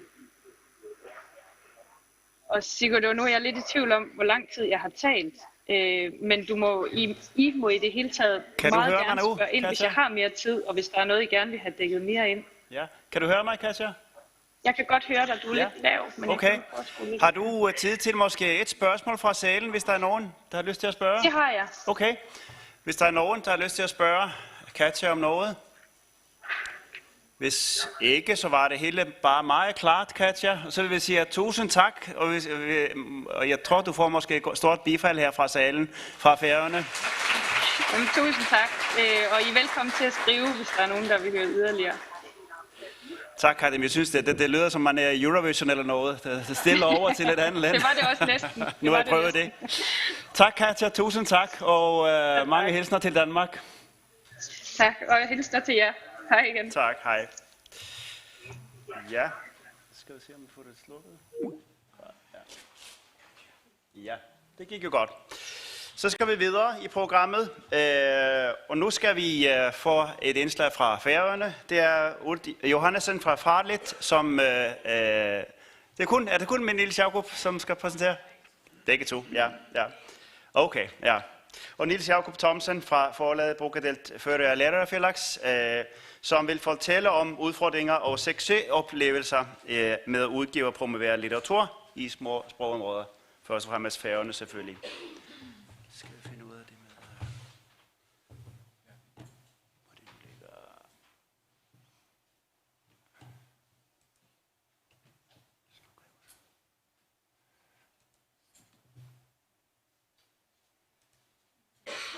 Det var Word. Det var ikke Mark. Var det ikke det? Nej. Nå, ja. Det var den anden, selvfølgelig. Det var det. Super. Ja. Man skifter bare vi.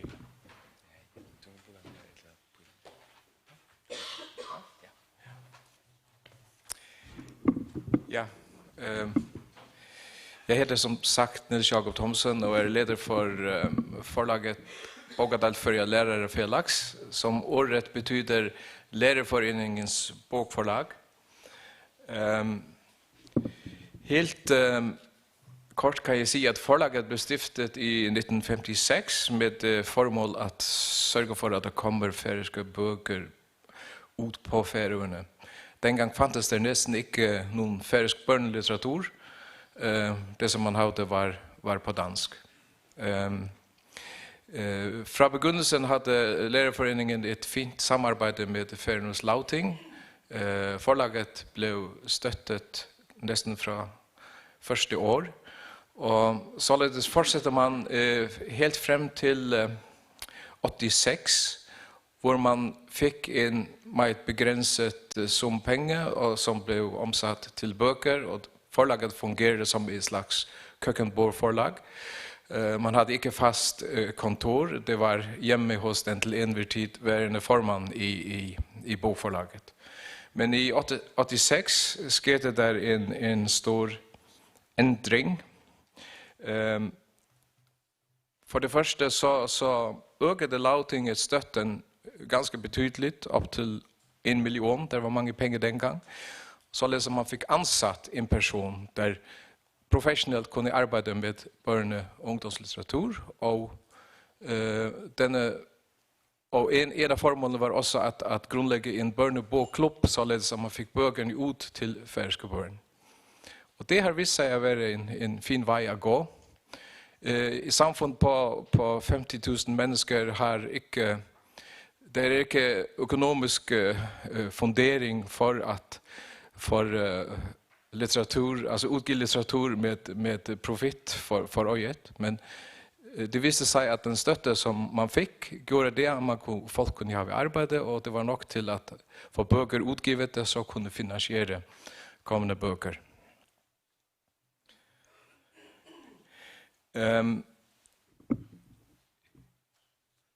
Fra begyndelsen utgav man en del oversatt litteratur, så den hadde hele tiden vært. Vi er jo også begrenset når det kommer til færøske forfattere. I begynnelsen var det meget få originale utgaver, og man tenkte overhovedet ikke på at man skulle satse på at få bøkerne ut i den store verden. Det første forsøk man bevisst gjorde i den retning, det var med den her bok, som het Rossen i Askoradale, etter Olav Mikkelsen. Og det begår på den måten man hadde en utrolig fin færøsk historie, skal jeg si. Og når vi taler om det her, så begynner jo det hele med den gode historie og forfatterne. Uten dem, ingen litteratur. Uten dem, ingen utgivelser. Men man kontaktede Erik Hjort Nielsen, som var et stort navn på det tidspunkt. Han kom ut i fleste land i Europa per automatikk. Han reiste til Færøerne og illustrerede den her bok, og så forsøkte man å selge boken på riktig professionelt på en bokmesse, nemlig i Bologna. Og det gikk faktisk ganske godt. Det så riktig fint ut i begynnelsen, fordi efter Bologna så var det en liste med 12 eller 15 forskjellige interesserede lande. Men da man så kom hjem og leste historien, for eksempel i England og Sverige, og fant ut av at det var en faktisk rätt så trist historia vad angår den flotte hingst som var hovedkarakter i boken, så mente man ikke det var noe for særste sjele og barn. Men den kunne altså komme ut på dansk, islandsk og tysk. Vi begynte tidligt omkring 90 at deltage i bogmesser. Først gik man rundt, og man var der først og fremmest som køper, fordi vi utgav på det tidspunkt omkring 30 bøker om året, de fleste oversatt, så vi skulle hele tiden ha nye bøker, og det finner man så på bokmesser, man skaper kontakter og så videre. Men så blev man enige om, og det var de 3 forlag sammen, det var Bogadalden sammen med Fråskaparsedre og for NAM eller for en skolebokforlag, at vi skulle ha en stand hvor vi kunne vise litt av det som vi utgav. Således så en stand ut i all beskedenhet. Den blev litt finere efterhånden, men en avgørende forskel blev i 2011, da Island var fokusland i Frankfurt. Frankfurt er jo så bekant stedet hvor bøker blir handlet. Det kom en invitation fra de islandske den på Island der forberedte bokmessen, at Færøerne kunne være med som en slags islandsk lillebror. Og det blev meget vel modtaget av færøske minister for kultur, og man avsatte penger for første gang til at man kunne deltage i en bokmesse. Og det resulterede i en utrolig flott stand. Vi fikk besøk av den Island hadde engageret en tysk spinndoktor, og han sa at hvis vi skulle gå oss bemerket, så skal vi ikke vise portretter av forfattere, vi skulle vise Færøerne frem. Og det viste seg å gi bonus, fordi standen ble utrolig vel besøkt. Folk stanset opp, og vi var også litt av et turistkontor, vi hadde brosjyrer med og så videre, men det var en fin måte at få kontakt med mennesker, og dermed også promovere færøsk litteratur. Og vi lærte en ting mer av islændere. Det var at en resepsjon er også riktig fin. Når man har sådan en stand, og man får mange kontakter som du ellers ikke ville få hvis du blott gikk forbi en stand. Så det har vi faktisk holdt fast i siden. Vi hadde også forfattere med, flere, blant annet Barer Oskarsson, som sitter der og laver illustrasjoner og skaper PR for seg selv og våre bøker. Og det var hans inntrykk av bokmessen i Frankfurt. Han hadde aldri vært omgivet av så mange bøker før. Barer Oskarsson er den forfatter som vi har solgt til flest lande. Han har kommet ut på 18 språk efterhånden, inklusiv færøsk. Vår store gjennombrud kom da hans bok Flata kaninen, den flate kanin, blev solgt til Tyskland, utkom i Tyskland hos Jacobi Stewart. Og det betydde riktig meget, fordi de hadde en stor bekendtskapskreds, de anbefalede boken, så den kunne komme på andre språk. Efterhånden så skiftede vi de store landskapsscener ut, og så i noen år har vi brukt Barers karakterer, og det har også vært noe som har fått folk til å stanse opp på bokmesser og være interessert og tale med oss. Så så det ut i 17, en mer reduseret stand. Stadigvæk resepsjon, meget trangt. Igen en av Barers bøker kom på tysk i 17. Jeg viser det bildet der fordi det at skulle promovere og selge færøske bøker til utland, det er et arbeid der hele tiden pågår.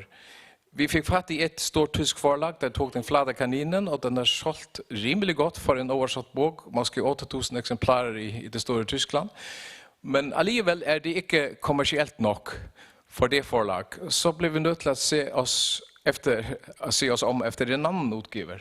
Og sådan er det bestandig. Siden 12 har vi också varit till stede i Göteborg. Det är en mässa vår Norden är starkt representerat och vår färöiska författare också har möjlighet för att vara med och vi kan ha miniseminarier och hvor de kan så presentera deras litteratur för ett utvalt publikum.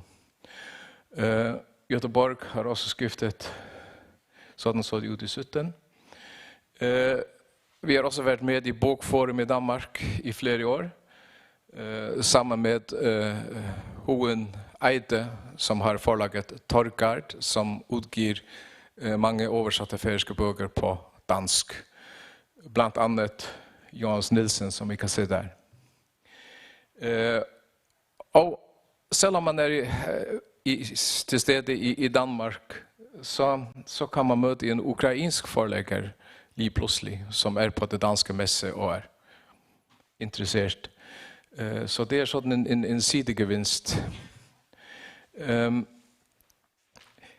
En ting, det betyder otroligt mycket att böckerna har synlighet. Och här kommer de här priser in i bildet, bland annat Västnordisk råds barn- och ungdomslitteraturpris. Bar Oskarsson har vunnit den 2 gånger i 6 och 18 och Rakel Helmstad har vunnit den i 16. Bar har vunnit den stora nordiska pris för träje.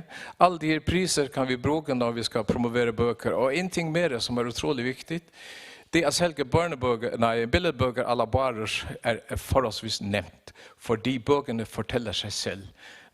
Det ska inte så mycket extra till för att göra den förståelig för en främmande köper. Men när det drar sig om romaner, då är översättelsen, det betyder allt. Och med nominering till priser följer ofta översättelse till ett annat skandinaviskt språk. Så det är av avgörande betydning. Därför är vi otroligt glada för sådant något som Västnordisk pris. Så min tid är vi över om, men vi kan se att vi har lyckats att få många böcker ut på andra länder. Först och främst på nordiska språk, men också något så exotiskt som engelska och jiddisch, för exempel. Och selvfølgelig bara han är den som bärer prisen för översatt litteratur. Alla hans böcker kommer för exempel i Sydkorea. De kommer på engelsk.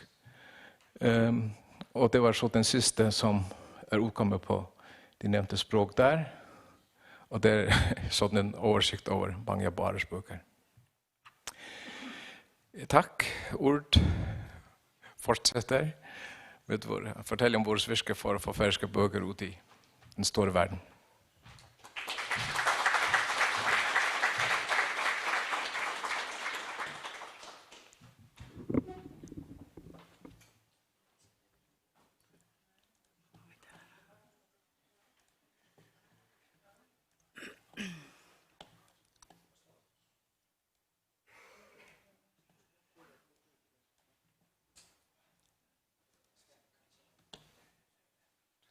Okay, så ikke kjøper. No. Men jeg kan flytte her. Hei, og takk for denne mulighet. Jeg forteller litt om hva Fairlit gjør. Faroese Literature står det selvfølgelig for. Jeg heter Urt Johansen, og vi kommer litt til de her årstall som Nils Jakob har fortalt. 2011 da var Fairlit for første gang ett projekt. I 2015 blev det lavet om till en slags vad kan man säga, ett projekt som flera institutioner arbetar samman om och också finansierade. Och jag blev ansatt i 15, en halvtidsjobb. I 17 blev finansieringen lagt under Kulturministeriet för sådan en institution måste höra bättre hemma. Och så har jag satt spørsmålstegn vid 2020 för att vi jobbar med att få liksom formaliserat den här institution eller projekt eller vad man ska kalla det. Farligt har en meget enkel arbeidssetning. Det er å promovere færøyske bøker eller færøyske titler i utlandet. Og Nils Jakob har liksom vært inne på noen av de steder hvor vi gjør det. Det er de årligt tilbakevendende bokmesser som vi deltager på. Så har vi også et meget godt samarbeid i den organisation som heter Nordlit. Og vi deltager med et fælles stand i London Book Fair. Og har også andre fælles aktiviteter. Og for et lille land som Færøerne har det utrolig stor betydning at arbejde sammen i det nordiske regi. Fordi der, selvom vi er små, så bliver vi lidt større i det samarbejde. Og kommer steder som vi ellers ikke ville være kommet. Farligt administrerer også den nordiske oversætterstøtte, og det er også en utrolig stor betydning for det som vi gjør. Den støtten kommer fra Nordisk Ministerråd, og det er altså nordiske forlag som kan søke og få støtte til utgivelser av originale færøyske titler. Vi får 9% av det samlede budsjett, og vi gir støtte til kanskje sånn 10 eller mellom 10 og 15 bøker om året. Og vi har en komité som gir støtten 2 ganger i året. Her er bare noe av det som vi gjør for å gjøre oss mer sånn håndgripelige når vi deltaker på bokmesser. Vi har en komité som utvelger 10-12 titler som vi gir særlig plass i vår katalog med en lille synopsis av den nyeste boken som de har skrevet. Og så har vi som regel også en prøveoversettelse på engelsk med. Og dette er selvfølgelig i forhold til de møter som vi har med utlandske forlag.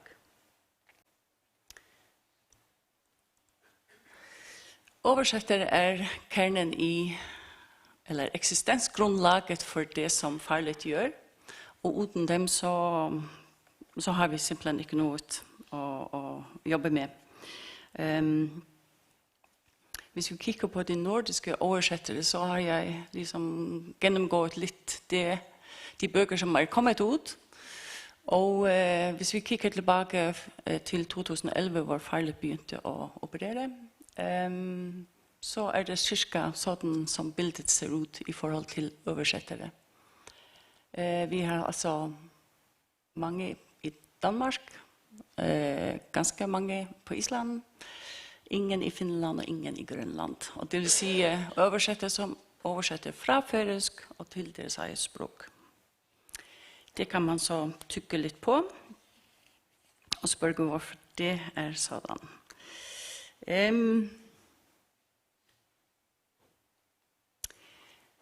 Hvordan rekrutterer man så oversettere?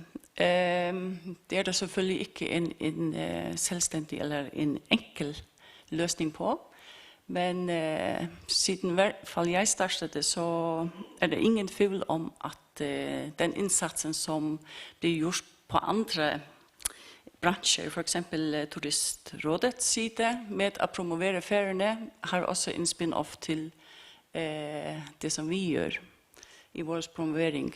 Det at feriene blir mer kjent i utlandet, også innenfor andre kunstformer.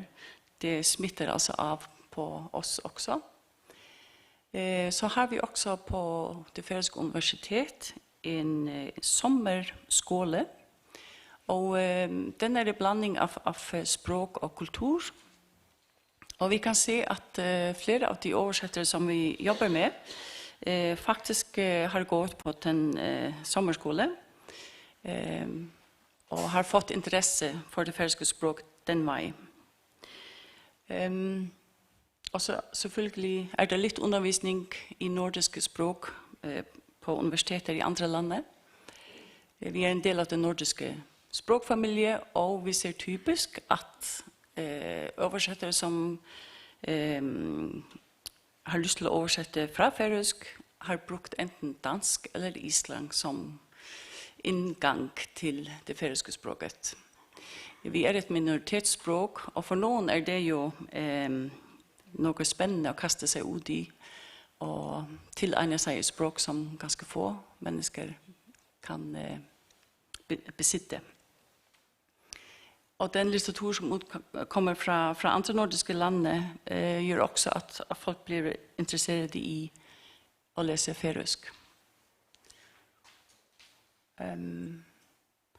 Her er en citat fra Matthew Landrum, som er en av de oversettere som har deltaget på de her sommerskole på universitetet. Han skriver, choosing to write in a language only 65,000 people can read continues to be a way of claiming Faroese-ness against outside pressure. That pressure now comes mainly from the Anglophone world where advertising, mass media, and technology reach into pockets. Young Faroese people are saying things like, "Vid Skypast etla e Google." Organizers changed Føroysku tónlistarvirslurnar to the Faroese Music Awards. Capitalism asks people to be a homogeneous consumer. Katrin Ottersdottir could write in Danish or even English. She lives in Copenhagen and is involved with its vibrant arts and film scene. Danish would open doors, but she chooses to write about her childhood in the language of her childhood. This is an act of vulnerability and resistance. Jeg synes det her citat meget vel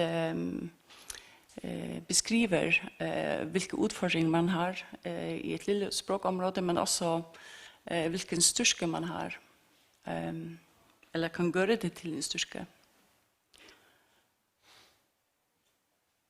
Det har vært noen nye initiativer innenfor det siste år. Det var et oversetternettverk, ble opprettet og fant sted faktisk her i huset i 2018. Og det er så innenfor børnebøker. Farligt organiserte det første av sitt oversetterseminar i november siste år, hvor vi hadde 10 oversettere fra alle mulige lande. Både USA, Russland og Italien, Holland, også fra de nordiske landene. Det er noe som vi ser at alle de andre nordiske landene arbeider intensivt med. Man skal verne om og hele tiden gjøre nye initiativer for oversettere. Så har det også opprettet en ny diplomutdannelse innenfor musikk og litteratur i Setre, eller universitetet, hvor de også har oversettelse som en del av utdannelsen. Og hva det kommer ut av det er vi jo spent å se på. Drømmescenariet, i hvert fall ifølge min optikk, så skal vi styrke undervisningen i det nordiske språket i utlandet. Og når jeg snakker utlandet, så er det også i Norden. Man kunne jo tenke seg at man gjorde en felles nordisk oversetterskole.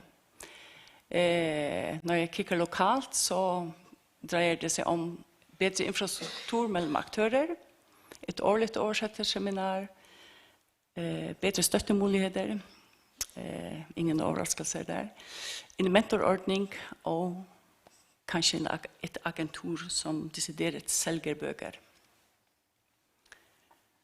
Her er selvfølgelig det som det hele dreier seg om, de færøyske forfatterne, og de skal selvfølgelig ha de beste omstendigheter og gjøre deres jobb. Dette er kun et utvalg, og her er noen av de utvalgte oversettelser de siste årene, både russisk og italsk og tysk. Og til sist en annen citat fra Matthew. At its most basic level, translation is deep reading. It's intimate, something akin to love. My great joy as a translator is to share what I love. And I believe it is important for people to hear. Writing is not the only act of resistance. Reading is also taking a stand against the techno-capitalist model of destruction and homogeneity. The fringe, the minority, the repressed have important things to say to humanity. Without them, we are less.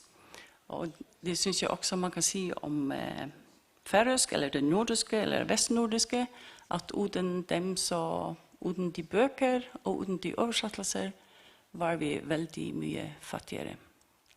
Tak.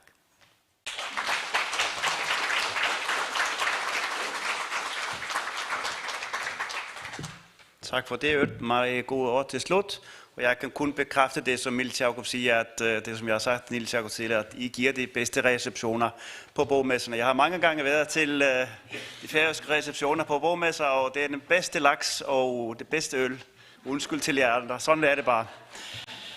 Og så vil jeg også opfordre jer til at selvfølgelig gå ind i bogbutikken kun 40 eller 50 meter fra jeres hotel og købe færøsk litteratur der. I kan prøve på færøsk, men hvis I ikke forstår færøsk, så findes der også en masse oversat litteratur der. Så i hvert fald en færøsk bog med hjem. Det skal I. Jeg tjekker i Keflavik om andre lufthavne. Vi har sådan ventet lidt om på rækkefølgen på grund af det her med Katja på Skype. Så nu skal vi faktisk høre fra den islandske forfatter Frida Isberg, som skal snakke om islandsk på islandsk.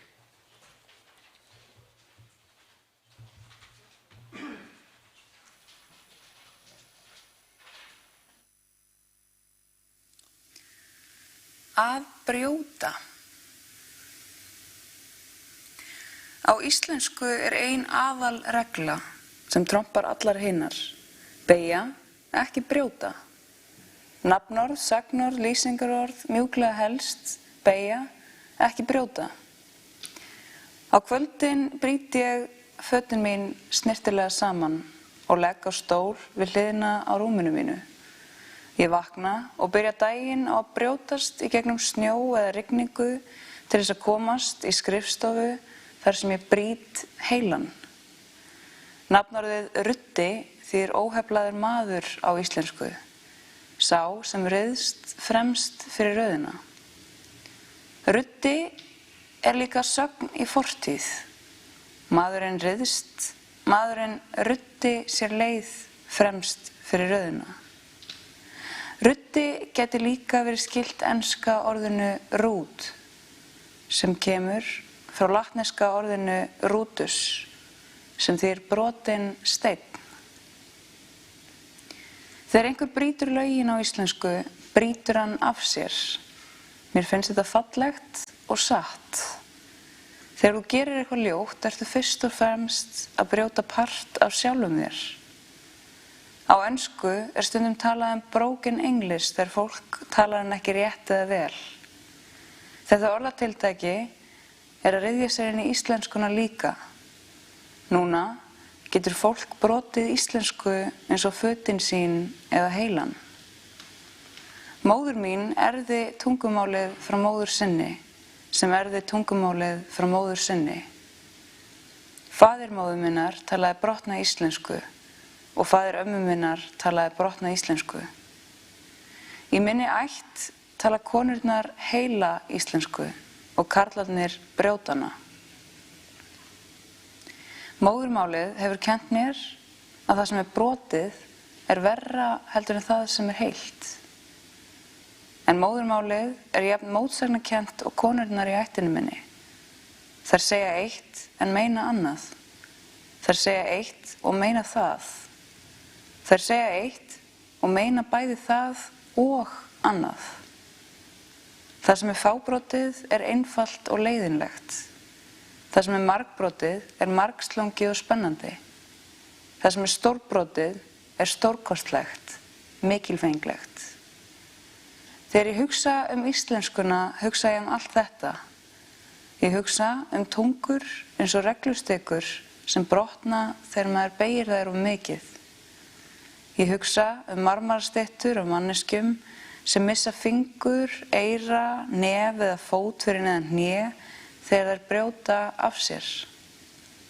Ég hugsa stórbrotið, fábrotið, eldvirkt fjall sem gís á 1000 ára fresti og fljótandi hraun sem ryður sér leið og bognar og storknar og brotnar.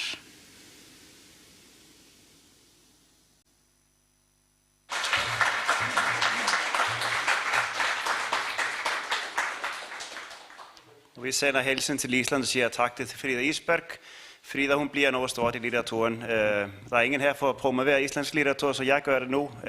Hvis I kan købe islandsk litteratur, så kan købe Frida Isbergs for eksempel seneste digtsamling. Den er helt fantastisk. Så skal jeg bede forelæserne Ørt og Niels Jakob om at komme op på scenen og deltage i en paneldebat. Og jeg skal også bede 2 medlemmer af Vestnordisk Råd, Bryndís Haraldsdóttir og hvad var det? Var det Mimi Karlsen? Så du kommer op på scenen og deltage i samtale om litteratur, oversættelse og andet.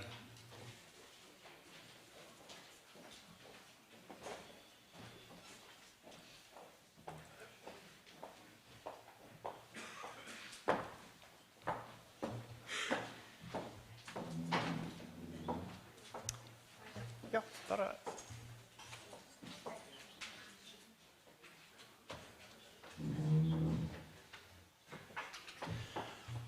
så vil jeg som tidligere give politikerne give dem mulighed for at reagere på både forelæsningerne, men også emnet, som vi har nu. Så vi begynder med Bryndís, hvis du har lyst til at reagere på det.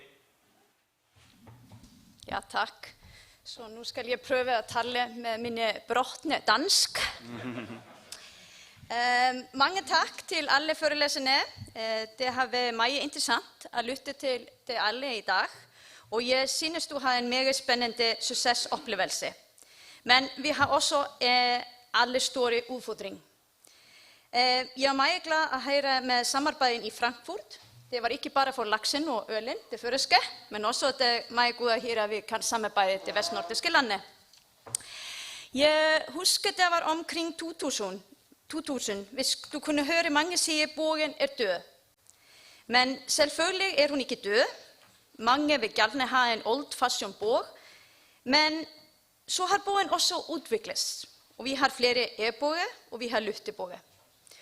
Og du kan godt sige, at nu er det marked for litteratur og alle tekster større, end det var måske 20-30 år siden.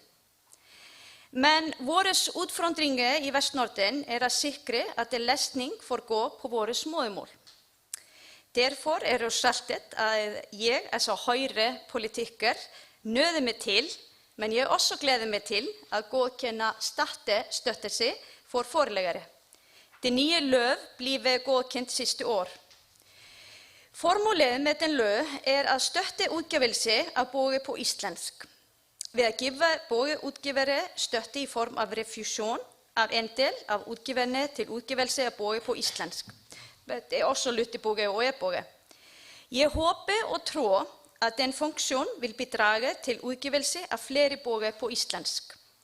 Da jeg besøgte en boghandler her på Førene, så jeg nogle bøger på føresk af islandske forfattere. Jeg var selvfølgelig mega glad, men desværre ved jeg ikke, hvor mega bøger på islandske, førelske og grønlandske forfattere. Jeg håber, at forlæggerne i det vestnordiske lande vil se mere muligheder i fremtiden at samarbejde og udgive vores andres litteratur, og at vores nye løv i Island vil blandt andet tilskynde til yderligere samarbejde. Tak, Bryndís. Mimi? Jo, tak. Og jeg takker for alle dem, der har fremlagt om litteratur her i vores forskellige lande. Og selvfølgelig de litteratur, vores forfattere kommer frem med, ønsker vi jo for dem alle sammen, at det ikke kun bliver læst i vores respektive lande, men at de også kommer ud til andre lande. Og det er det, der er så spændende ved litteratur, det er, at litteratur er noget, der kommer ud til så mange folk, og det er noget, som vi politikere også må tage med, at vi får det ud. De forskellige tiltag, der har været, for eksempel med, at vi i Grønland ikke har en skole eller forfatterskole, synes jeg, at et initiativ om at lave workshops og så konkurrencer, og på den måde dygtiggøre de, som er interesseret i at udgive bøger, at de får en startmåde. Også at det er godt, at de kommer til andre lande og møder andre, der skriver og laver historier. Jeg synes, at vi her i de nordiske lande skal gøre meget mere ud af at lade vores forfattere, børnebogsskribenter mødes med hinanden og inspirere hinanden på den måde. For forfatterskab, det bliver jo stort udkonkurreret af vores iPad, som vi i forvejen har hørt, så almindelige bøger vil blive stort udkonkurreret af iPad og andre medier. Men at oversætte, det er jo ikke bare noget, man gør.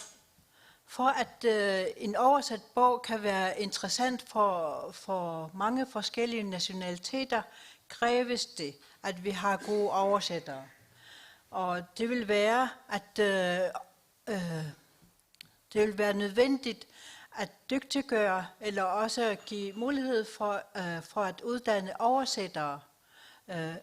Også det, at vi gør det meget mere sammen her i de nordiske lande. For at kunne sikre, at vi får oversat en god bog til et forståeligt andet sprog, så kræves der jo gode oversættere. Og bogens mening og dets budskab kan måske komme væk ved et dårligt oversættelse. Så jeg synes, vi her i Norden skal gøre meget mere ud af, at vi hjælpes hinanden med at videreuddanne vores oversættere, sådan at vi får mulighed for at selv at komme ud med vores udgivelser i et andet sprog, men også at kunne modtage et andre landes litteratur til vores eget sprog. Tak. Niels Jakob og Urt, I har været inde på det tidligere i dag, i jeres oplæg omkring både jeres succesoplevelser og udfordringer, og hvordan man kunne komme videre. Hvis I kunne give sådan en lille, jeg ved ikke om det hedder Petu Kitsu eller sådan noget på et modernt sprog, hvad, fordi som jeg vil betegne det, så er det jo på mange måder stor succes, hvor hvis man ser på færøsk litteratur, hvad var det, 63.000, som kan, fra citatet, som kan læse færøsk nogenlunde, der er det jo 49.000, som bor på Færøerne. Hvordan kan det lade sig gøre at udgive litteratur på Færøerne? Hvis I kunne give sådan vejledning til andre sprogområder i den lignende størrelse? Jeg kan sige noget om børne- og ungdomslitteraturen på Færøerne. Altså vores forlagsvirksomhed står og falder med den oppakning som vi har fået fra Færøernes landstyre, faktisk gennem hele forlagets eksistens. Og det virker sådan som det er en af de ting som et samlet lavting bakker op om. Når det er sagt, så er vores anden udfordring, vi udgiver forresten om mellem 80 og 90 bøker om året. Og den anden udfordring det er så at sørge for at disse bøker kommer ud til vores læsere og bliver købt. Og der kommer jeg så ind på det som jeg nævnte lidt om indslaget, nemlig vores børnebokklub, hvor vi har omkring 1850 medlemmer, som modtager bøker 8 gange om året. Det betyder at vi kommer av med vores bøker. Og så har vi også en aftale omkring lettlæst litteratur, 32 bøker om året, som vi har en aftale med alle skoler som avtagere. Det vil sige, vi kommer også ud med de bøker.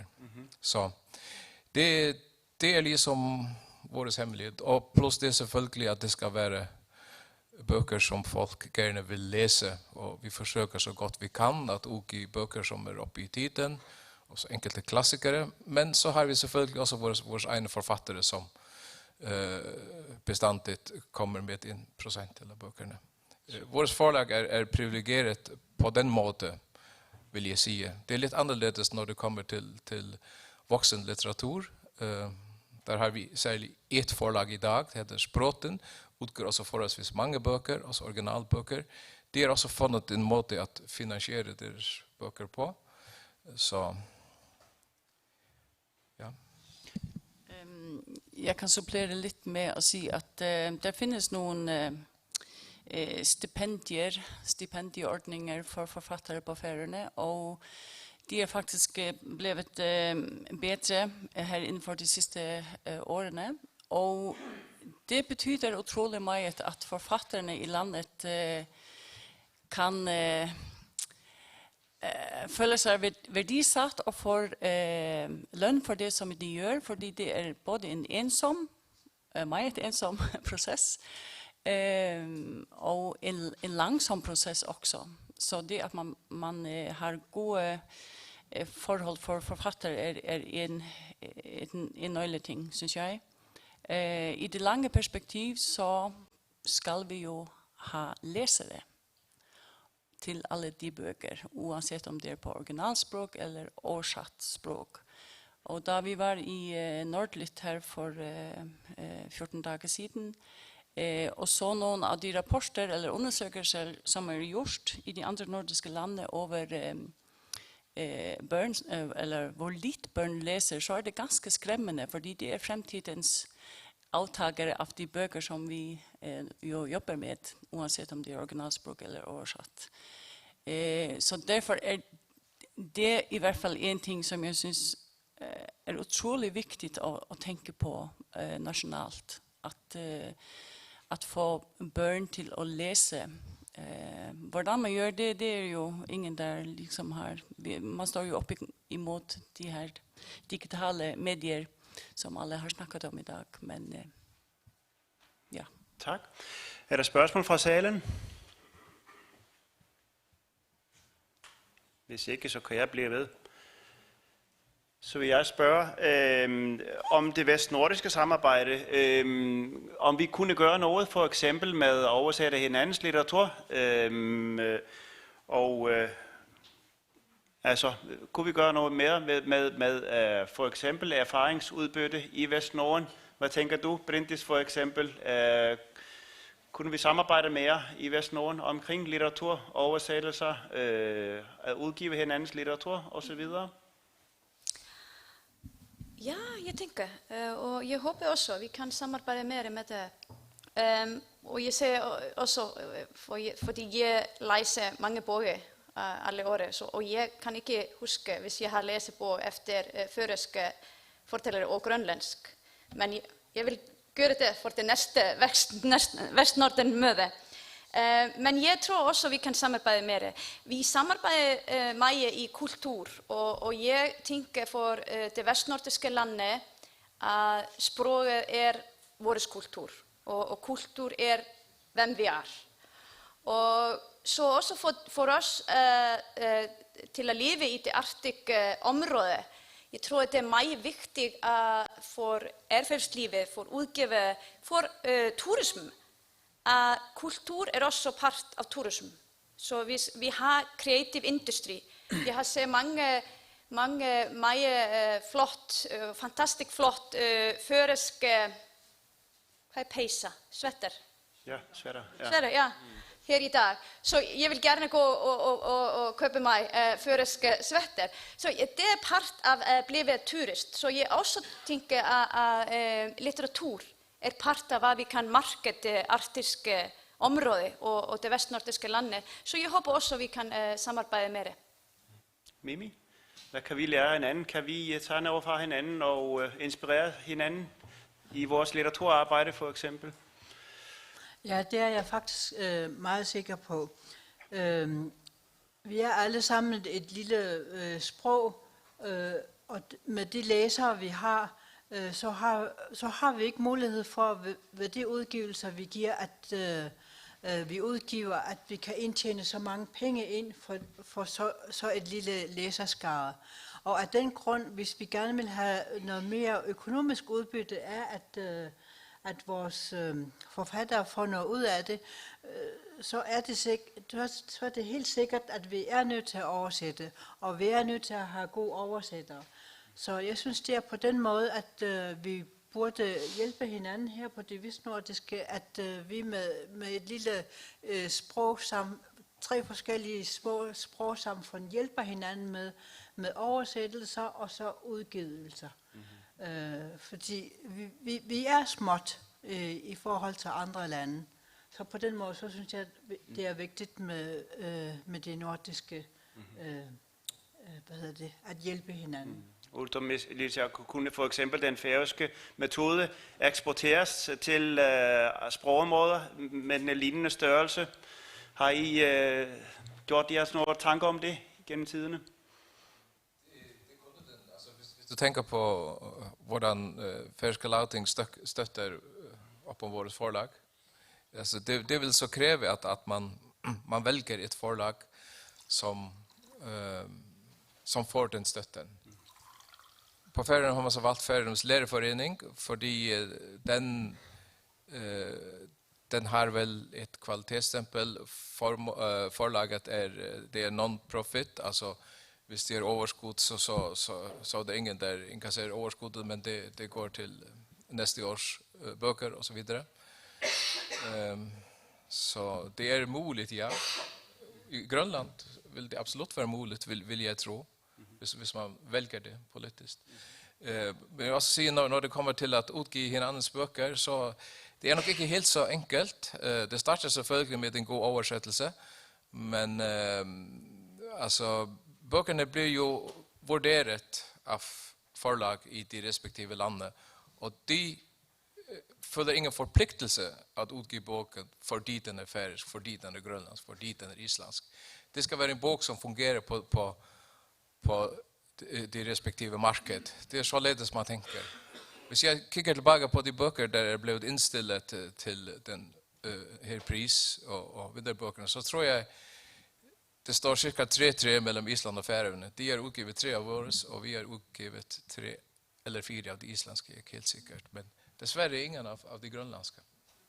Så at det kan bero på flere ting. Altså for eksempel kunne være noget så banalt som at man mister en del i en oversættelse fra en grønlandsk tekst til en dansk tekst. Det er muligt. Ja. Du har en replik, Mimi? Jeg vil da lige sige, at for et par år siden, der har vores grønlandske forlag været, offentligt. Altså det er staten, der har ejet det. Men det er over 20 år siden, at det gik over til privat forlag. Så af den grund, så er det private forlag, der går ud i bogmesser og sælger de respektive udgivelser. Så af den grund, så har jeg ikke lige talt for, hvor meget vi udgiver i andre lande. Men det er nok det, der er forskellen. At det er det private marked, der går ud og oversætter og sætter det ud i verdensmarkedet. Der var i hvert fald 2 spørgsmål fra salen. Jeg skal give det lov til, at når vi... Ja, værsgo. Ja, bare med mikrofonen går. Der er jo... de er i gang med at oprette et greenlit i Grønland. Ja. Så det er selvfølgelig super godt, at Grønland kommer med i Nordlit også. Og for den delen. Og så tænker jeg bare lige sige en ting, det er at når man indstiller bøker i Vestnorden og i det nordiske, så bliver alle bøkerne oversat. Og så kunne man jo tro at det var ganske enkelt at få dem udgivet også. Men fordi man bruger jo penge og ressourcer på det, så det er liksom en opfordring fra mig om at gøre noget med de allerede eksisterende oversættelser. Det kan man også måske lægge til, at til vores vestnordiske litteraturpris, så bliver alle bøgerne, de 3 bøger, oversat til de 20 andre vestnordiske sprog, plus et skandinavisk. Det var det Edvard, som havde spørgsmål? Ja, Edvard Jacobsen. Det er meget interessant sprog-tema-konference vi har her, og den viser også de udfordringer som de er på forskellige områder. Og det som jeg sidder og tænker på det her med litteratur, nu kommer man litt inn på det, det var det som jeg tenkte på, at man har ett visst samarbete, man utger den här ungdoms- och barnepris och så omsätter man någon böcker och man må absolut göra något mer på ja, måske på vestnordisk regi, at vi tænker lidt mere på det, fordi det er fantastisk, vi har sett det her med sprog på bredden, og så kan man også tænke lidt videre med litteratur. Hvordan får vi det, så det kan være lige vægtigt i alle tre lande? Jeg tænkte på, i Grønland var det ikke blevet en oversættelse, og det er ærgerligt, men det kunne vi arbejde lidt mere ved, tænker jeg, som vestnordisk medlem. For det er meget vigtigt, at vi også, som det blev sagt, at vi deler også historien hos de andre, når vi har nogle bøger, som bliver oversat til de andre sprog, så vi også på den måde lærer landet hos en anden bedre at kende. Det var sådan en lille bemærkning til det, som vi har hørt i dag. Tak for det, Edvard. Så var det Vivian, tror jeg. Ja, mange tak for jeres fremlæggelse. Jeg tænker bare, at i vores vestnordisk samarbejde, der handler alting om, at hvordan vi bedst muligt kan styrke vores samarbejde. Og når vi snakker om sprog i Vestnorden og litteratur, så begynder man at drømme om alt muligt scenarier, hvordan man bedst muligt kan give vores forfattere mulighed for at styrke hinanden på den måde. Og i går til vores møde, der snakkede vi om, hvordan vi bedst muligt kan styrke vores rekommendationer, så det bliver til gavn for alle lande. Og så bliver vi også nogenlunde enige om, at hvis der er nogle rekommendationer, som måske ikke har været stærke nok, at man får mulighed for at styrke dem, så de bliver godtaget i alle regeringer. Og så tænker jeg bare på, at sidste år, der lavede man en rekommendation, som siger, i stedet for Interrail, at vi kunne lave sådan Inter-Air i Vestnorden, men som måske kunne give problemer i nogle andre regeringer, men godt for at det kunne give problemer i forhold til ejerskab af flyselskaber og sådan noget. Så begynder jeg at tænke over, hvad med at man laver sådan nogle vestnordiske huse til forfatter, så forfatter kan rotere rundt i vores lande og give inspirationer til hinanden. Og for mig at forstå sådan nogle temakonferencer er jo sådan, at vi bedst muligt skal finde frem til nogle løsninger eller en idé om, hvordan vi bedst muligt kan styrke det der. Så det får mig til at tænke på, at hvis den der rekommendation ikke har været stærk nok, så kunne man måske lave den om til litteratur, som kan give mulighed for vores forfatter i respektive lande. Tak, så det var Vivian. bare et forslag, som kommer. Ja, så var det et andet spørgsmål, var det ikke det? Det var Jakob. Hej, jeg heter Jakob Sørensen. Jeg arbejder for Norra, men det er i privat regi, jeg kommer nu her. Det er dejligt at høre, at der er politikere, der interesserer sig for oversætteri, og jeg forventer helt klart, at I, som man siger på engelsk, at I sætter handling bak ord, you put your money where your mouth is. Det ser jeg stort frem til. Apropos oversættere, så skal jeg læse noget, der er oversatt om viktigheten av oversættere. Det er Jon Kalmar Stefansson, det blir dessverre på dansk. Da han forteller om hvor viktige oversættere er, det lader seg neppe gøre at overdrive betydningen av dem. De beriker og utvider menneskers horisont, hjelper de med å forstå verden bedre til å forstå seg selv. En nasjon der oversetter litt, men henter alltid egne tanker, har skyklapper på, og er den tallri, blir denne tilgift farlig for andre. Fordi alt annet enn egne tanker og sitt vaner er den fremmede. Oversettelser utvider mennesket og dermed verden. De hjelper deg til å forstå fjerne folkeslag. Mennesket hater eller frykter mindre når det forstår. Forståelse kan rette mennesket fra seg selv. Generaler har sværere ved å få deg til å drepe hvis du besitter forståelse. Så det er faktisk noe veldig viktig i gang i her med å snakke om forståelse, snakke om oversetteri, og jeg har til stor glede noteret meg at samtlige tre parlamenter har vært representeret her og fortalt om viktigheten av det her med oversetteri. Og nu ble Nordisk Børneboksnettverk for oversettere nevnt. Jeg er med i det. Og vi holdt det her på ferien i 2018. De vestnordiske myndigheter var representeret på den finansielle side med et stort null fra alle 3 land. Så det gleder meg at tonene måske endret. Jeg kan hilse si at det neste møte blir i Reykjavik i april. Vi har, som alle som kan matematikk, vet når man ganger noe med 0, så blir det stadig 0. Og vi stadigvæk endt på et stort rundt 0 i finansiell støtte fra myndigheter. Men vi fikk, skal jeg lige skynde meg å si, vi fikk godt støtte fra andre kommunale forhold på Færøyene, og Farligt, og Nils Jakob, og andre forlag her på Færøyene der vi var, samt andre nordiske midler.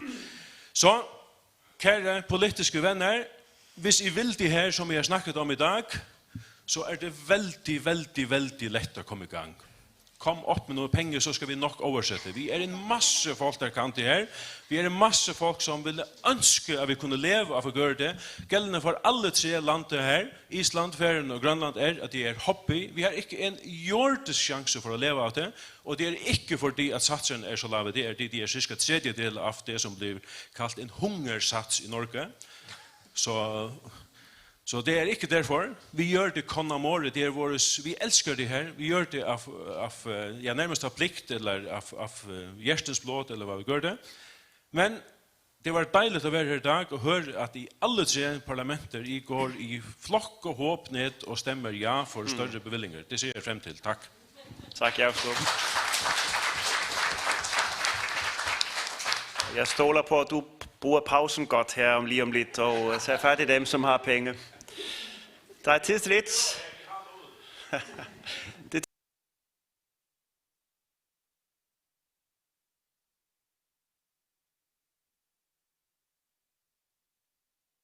Vi begynder igen.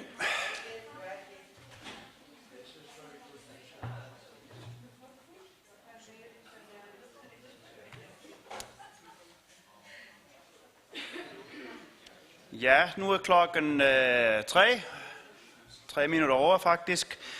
Og så begynder vi vores sidste session I dag, hvor vi skal fokusere på de vestnordiske sprog som andet sprog.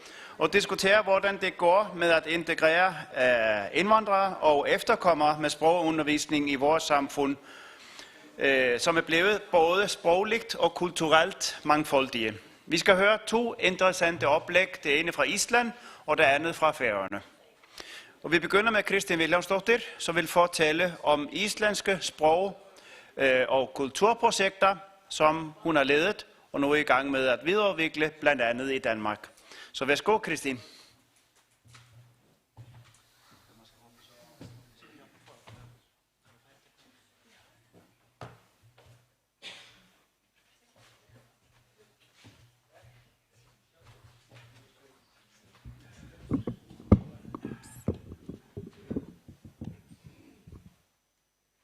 Så fik vi Vigdis Finnbogadóttir med I baggrunden, og det var også planen. Dejligt at blive inviteret med til denne konference, når man sprogpassionist og nordbo. Jeg hedder Kristin Randveig Vilhelmsdottir, og det jo meget ukompliceret, når man bor hjemme I sit fødeland, men jeg har ikke boet I mit fødeland I den største del af mit liv, så der var det nogle gange en udfordring I de 30 år, jeg boede I Danmark, hvor jeg voksede op. Jeg flytter tilbage til Danmark nu, og for et par uger siden blev jeg mindet om, at så bliver jeg udlænding igen, da jeg skulle stave mit navn. Jeg uddannet lærer og kulturformidler, og de sidste 12 år har jeg arbejdet som interkulturel projektleder for bibliotekerne, kommunebiblioteket I Reykjavik.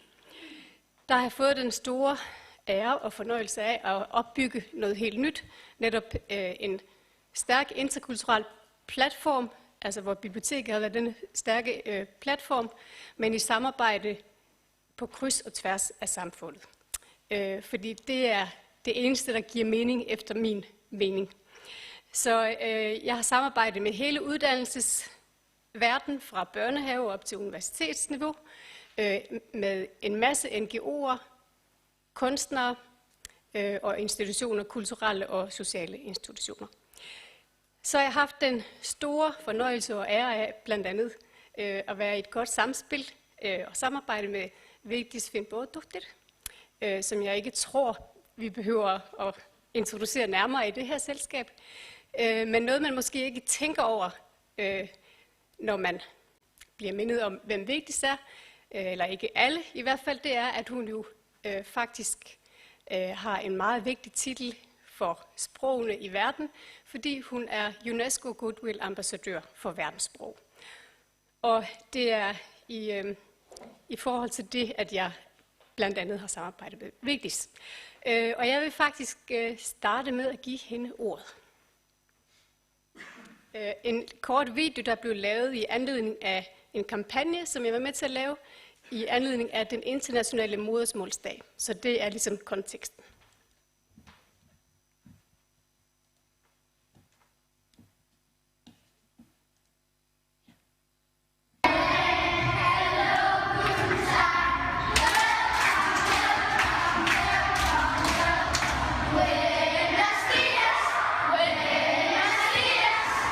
Allt folk á jörðinni á sér móðurmál og talið að 6.700 lifandi tungumál séu í heiminum.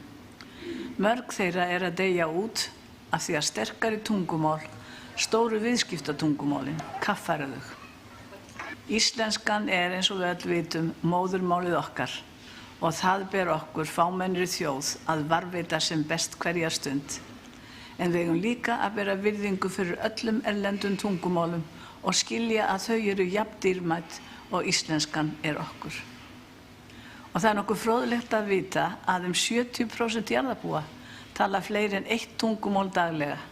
Að tungumál eigið sem erlend eru mikilvæg verðmæti fyrir samfélagið.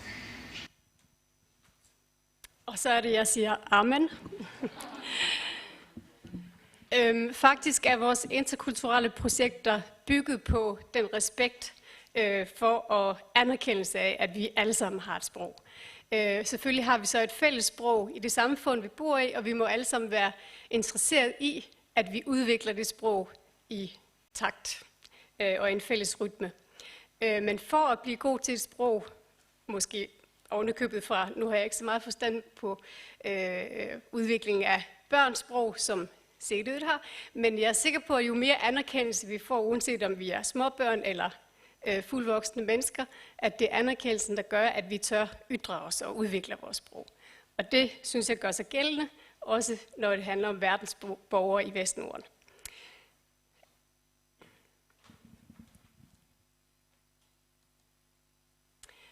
Nogle af, kan man egentlig godt tage den af? Nogle af hovedfaktorerne bag vores projekter på Kommunebiblioteket i Reykjavik og med partnere er følgende, at vi vil udvikle interkulturel kompetence med afsæt i borgernes verdenserfaring og erfaringsverden. Og det er jo noget, vi alle sammen har, uanset hvor vi kommer fra, en erfaringsverden og verdenserfaring. At målgruppen er folk med såvel islandske som udlandske rødder, ikke såkaldte indvandrerprojekter, der kun er for en bestemt gruppe mennesker, for vi er jo nødt til at gøre tingene sammen for at opbygge et harmonisk samfund. Fællesskaber bliver kun til, hvis vi agerer sammen. Og at vi i mødet ikke blot ser hinanden som ikoner for en bestemt nationalitet, men at vi tager afsæt i det levede liv, og at man er repræsentant for eget liv og virke. At tage afsæt i den sproglige diversitet, der er til stede i lokalsamfundet, og se denne som en værdifuld ressource, som en del af vores fælles sprogskat.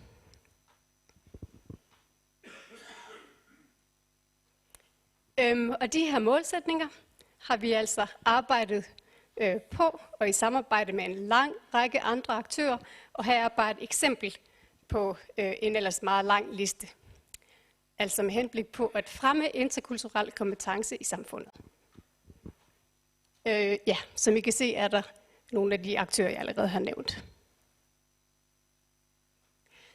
Vores erfaring, altså de sidste 12 års erfaring, er landet blandt andet i en ny nordisk rapport, som jeg er medforfatter til, som blev lanceret for ikke så lang tid siden til en nordisk konference, og det hedder på godt nordisk, In Search of a True Inclusion and Practice.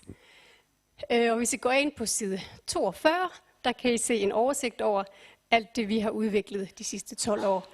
Forhåbentlig til inspiration for kultur og skoleliv rundt omkring i vores lande. Det er også blevet til et fundament for en policy. Jeg var så heldig at få lov til at styre den proces, der skabte en interkulturel politik for kulturområdet i Reykjavik, som faktisk bygger på Reykjavik Kommunebiblioteks erfaringer inden for det interkulturelle. Og nogle eksempler på vores sprogsamarbejde, selvom vi også har lavet mange andre ting, men altså sproget er jo med overalt. Her har vi et par eksempler som på nogle projekter, der ligesom er dybt forankret nu i vores, på vores forskellige biblioteker, men også blandt andre aktører. Krakkanam, som er lektiecafé rundt omkring på bibliotekerne, i samarbejde med frivillige fra Røde Kors. Lestravenner eller læsevenner, hvor frivillige læser med børn hjemme hos familien, som er et samarbejde med skoleafdelingen. Og de fleste ansøgere har ikke islandsk som andet modersmål, men får så stimuleret det islandske igennem læsningen. Heimsálvar, som er historiefortællinger på diverse sprog, hvor frivillige med andre sprog end islandsk som modersmål holder historiefortællinger. Bare nogle eksempler.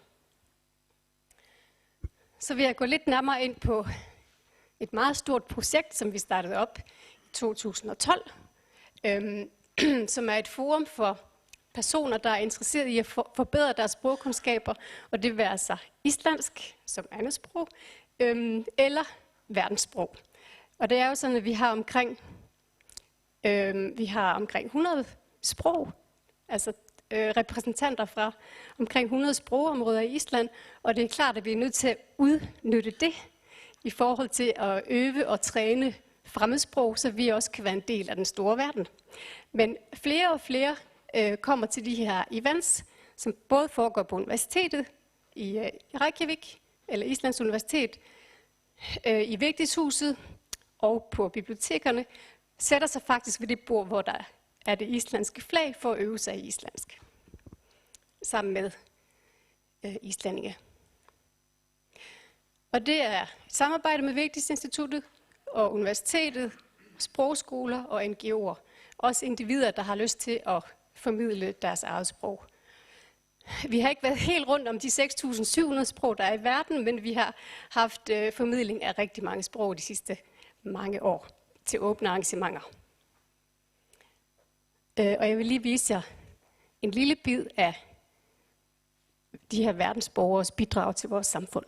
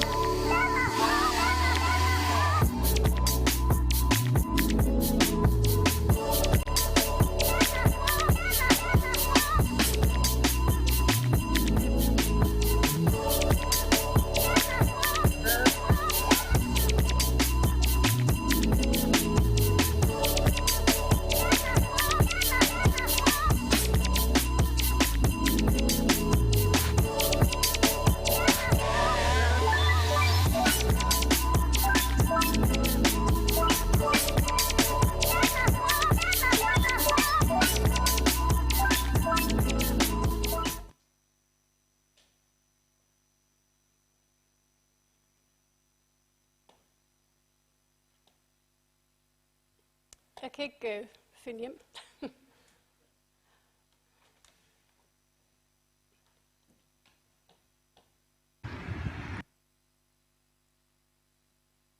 Tak. Ja, vi har også været meget aktive inden for nogle forskellige sprogkampagner. Nogle af dem er initiativer fra os selv. Blandt andet så var vi med til i 2014, da videoklippet af Vigdis var netop derfra, at lave en stor kampagne i anledning af den internationale modersmålsdag, som faktisk er den 21. februar, som jo er snart. I samarbejde med Undervisnings- og Kulturministeriet, UNESCO-kommissionen og Vigtisinstituttet igen, universitetet, en forening, der hedder Modermål eller Mother Tongue, som faktisk underviser i 25 forskellige modersmål hver uge frivilligt. Og så skoleafdelingen i Reykjavik. Og en af de meget sjove, men også interessante produkter var faktisk et sprogkort, hvor skoler rundt omkring i Island kunne registrere børnenes sprog. Og det var der, som altså er den her uformelle undersøgelse, der viste, at der nu er over 100 sprog. Interessant, synes vi. Og så var det, jeg tænkte, at det kunne jo være, at vi skulle udvide den her kortlægning og få hele Vestnorden med og lave nogle nye kort. Man kunne også vende det hele om og så tage verden og så kortlægge, hvor i verden vores sprog bliver talt. For vi er jo rundt omkring i hele verden.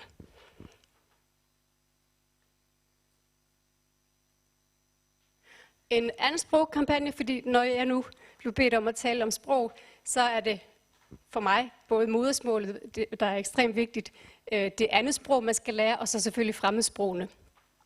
I det her tilfælde lavede vi en kampagne i 2017 i anledning af den islandske sprogdag. Der er jo et islandske tunge, som er den 16. november, og det var faktisk, hvis jeg skal være helt ærlig, min idé. Og vi fik alle de her aktører med, igen ministeriet, Árni Magnússon Instituttet og RÚV, som er den nationale mediekanal, og Vigtisinstituttet igen, som vi kalder Rattir Íslenskunnar.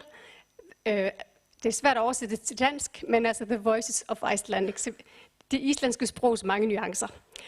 Og der lavede vi igen en videokampagne, hvor jeg var ude og interviewe en masse forskellige islandske stemmer. Og jeg vil ikke gå ind og vise jer videoerne, men her er nogle citater. Det første er faktisk min egen dejlige mormor, som er forfatter, og hun sagde, altså det er bare sådan nogle små citater af de vigtige ting, de sagde. Islandsk har givet mig storslåede bøger. Og så er der en ung tosproget Odin. Islandsk er en del af mig. Og så har vi en islandsk forsker, som siger, det der betyder noget, det betyder noget, at islandsk er for alle. Og en tidligere borgmester og stand-up-komiker siger, islandsk er som legoklodser. Og så har vi Grisel, som er også flersproget. Man lærer sproget ved at bruge det. Og den sidste, George, siger, islandsk giver mig selvtillid.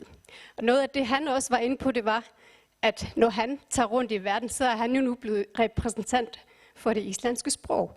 Og hvis man tænker på, at der er, som der er, omkring 55.000 første og anden generations indvandrere nu i Island, eller 15,6% af befolkningen, at så er der jo så mange flere nye brugere af det smukke sprog, med mange forskellige smukke nuancer, som også tager ud i verden og fortæller om det sprog.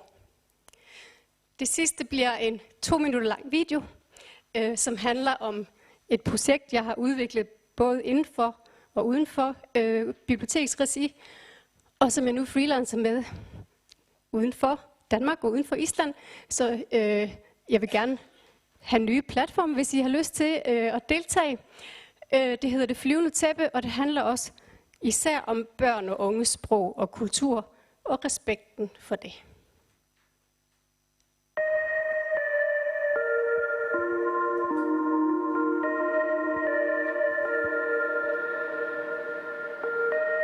Menning mot fljúgandi teppi verkefni sem gengur út á að varpa ljósi á styrkleika og fjölbreytta menningu nemendanna.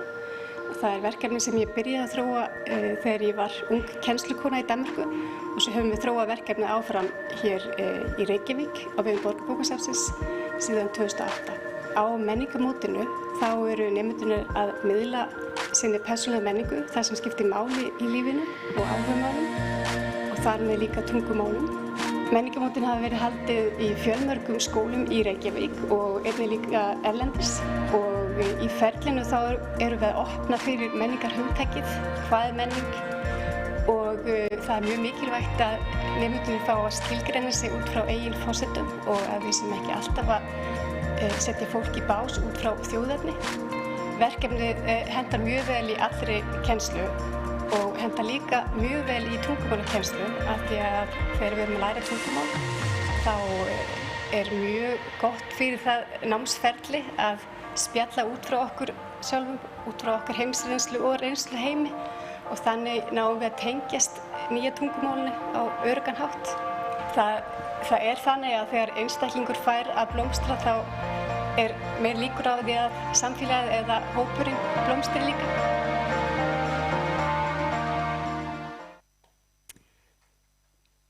Det lidt fragt at give sig selv ordet, men det tillod jeg mig altså.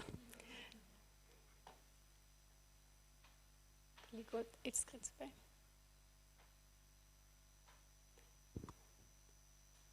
Ja, og apropos at blomstre, så kan I lige alle sammen tænke over, hvordan man siger ordet rose på alle de sprog, I kender. Og så kunne vi også tænke over, at vi har måske mere til fælles, end det modsatte.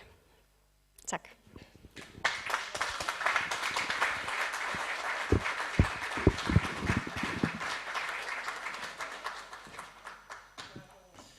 Tak, Kristin. Og I lavede forhåbentlig mærke til Kristin sweater der i videoen. Det gjorde jeg i hvert fald. Og jeg kan måske lægge til, jeg ved ikke om det er for personligt, men Kristin har købt en ny også i går her på Færøerne. Hun støtter virkelig Færøerne på alle måder. Næste taler er den færøske forelæser Kalpana Vijayavardhan. Og eftersom hun vil snakke engelsk, så vil jeg præsentere hende også på engelsk. Kalpana is a PhD from the Faculty of Education, University of the Faroe Islands. Her research interests include teacher cognition, foreign and second language pedagogy and educational leadership. She will now give us a lecture on significance of culturally relevant pedagogy in teaching Faroese to immigrants. So, Kalpana, if you will come up.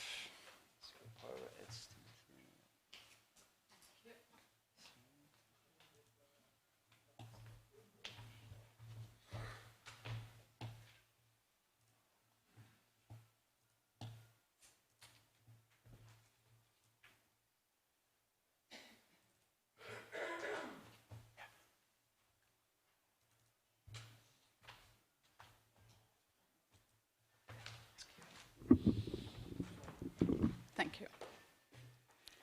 Thank you for that introduction, and thank you for the opportunity. There is a delicious irony in my standing in front of you this afternoon and speaking English. I think there's a delicious irony in that. I speak Faroese fluently. I've been here since 1991. I said fluently, not accurately. And I'm self-taught in Faroese, and I'm self-taught in Danish and Norwegian. I can read and understand Danish, and I can read and understand Norwegian. But in a situation like this, I can only speak English. Jeg kan godt love dig, at jeg duer tossa føres, men ensk skal det være. And I'm happy to see one of the governmental ministers here, because a lot of my presentation this afternoon is directed towards his department and the Department of Education. There is a curious dichotomy in being an immigrant. And my presentation today actually is based upon teaching Faroese to adult immigrants. I came here in 1991 as a 27-year-old. Was I 27? Yes, I was. And I have stayed here 2 years longer than my life in India. My life as a wife and mother began in the Faroe Islands. I married to a fellow Indian who came here in '83 to build glass fiber boats in Marine Plast, Kalbak. The dichotomy comes from the fact that I feel Faroese, but you see a foreigner standing in front of you. despite the fact that my children are Faroese, born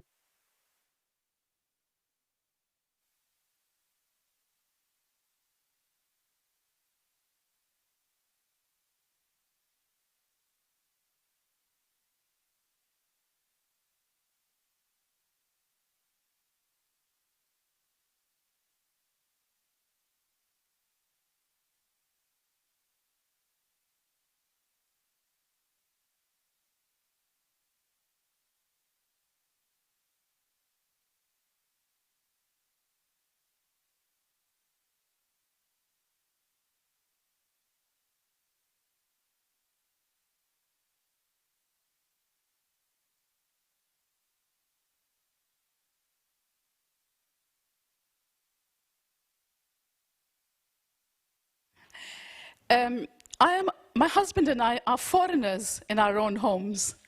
We have 2 Faroese boys, even though they look Indian. And they are Faroese from the top of their heads to the tip of their toes. And God forbid, one of them is Chowald. So, and we have to constantly justify our identity as their parents because we're not good enough. Both the boys told us when they were teenagers that we're not good enough because we are not Faroese. And then the challenge we face outside the house is something else.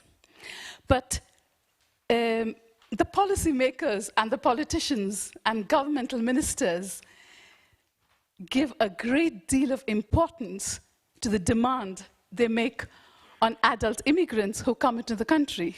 The demand is simple and right and fair. You have to learn Faroese. Absolutely. But somehow, the governmental officers, policymakers, and ministers are not that convinced because, as the gentleman said earlier, they do not put money where their mouth is. And if they put money, it's not an impressive sum. And in the long term, investing in the language learning of immigrants is good for all of us, for Faroese society as a whole. The reason I'm concentrating on the teaching of Faroese to adult immigrants becomes very clear, because my presentation is one perspective how we could teach Faroese to adult immigrants in a manner that respects the complete individual. When adult immigrants come to the Faroes, it is not our job to shape them. They come as complete individuals. So their original culture and language demands and must be given respect. Any teaching of Faroese that does not take into account the mother tongues of the various immigrants and their culture is destined to cause irritation and a sense of feeling as outsiders. When I came here in 91, and up to the early 2006-07, I did not feel like an outsider. But today, ironically, because of the political discourse and the societal discourse, I'm more of an outsider after knowing Faroese than I ever did when I entered the Faroe Islands. And maybe it's time for the politicians to put their heads together and see where it is they're going wrong. To come back to this specific presentation, since I've had the opportunity to make my piece said, and hopefully people will remember, I am going to present what is called CRP, Culturally Relevant Pedagogy, or interchangeably, Culturally Responsive Pedagogy.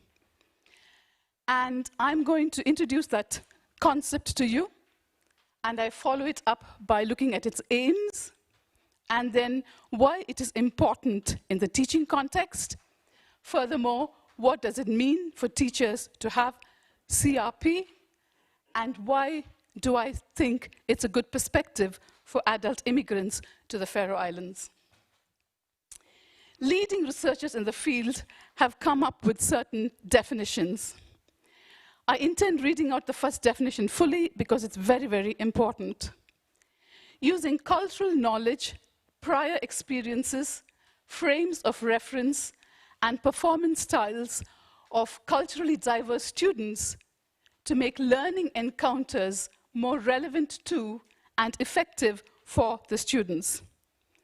And the second one speaks about how it refers to a teacher's ability to understand student behavior, learning styles within the context of their culture. So the student is not seen as being lazy, disrespectful, or whatever it is that the teacher imagines.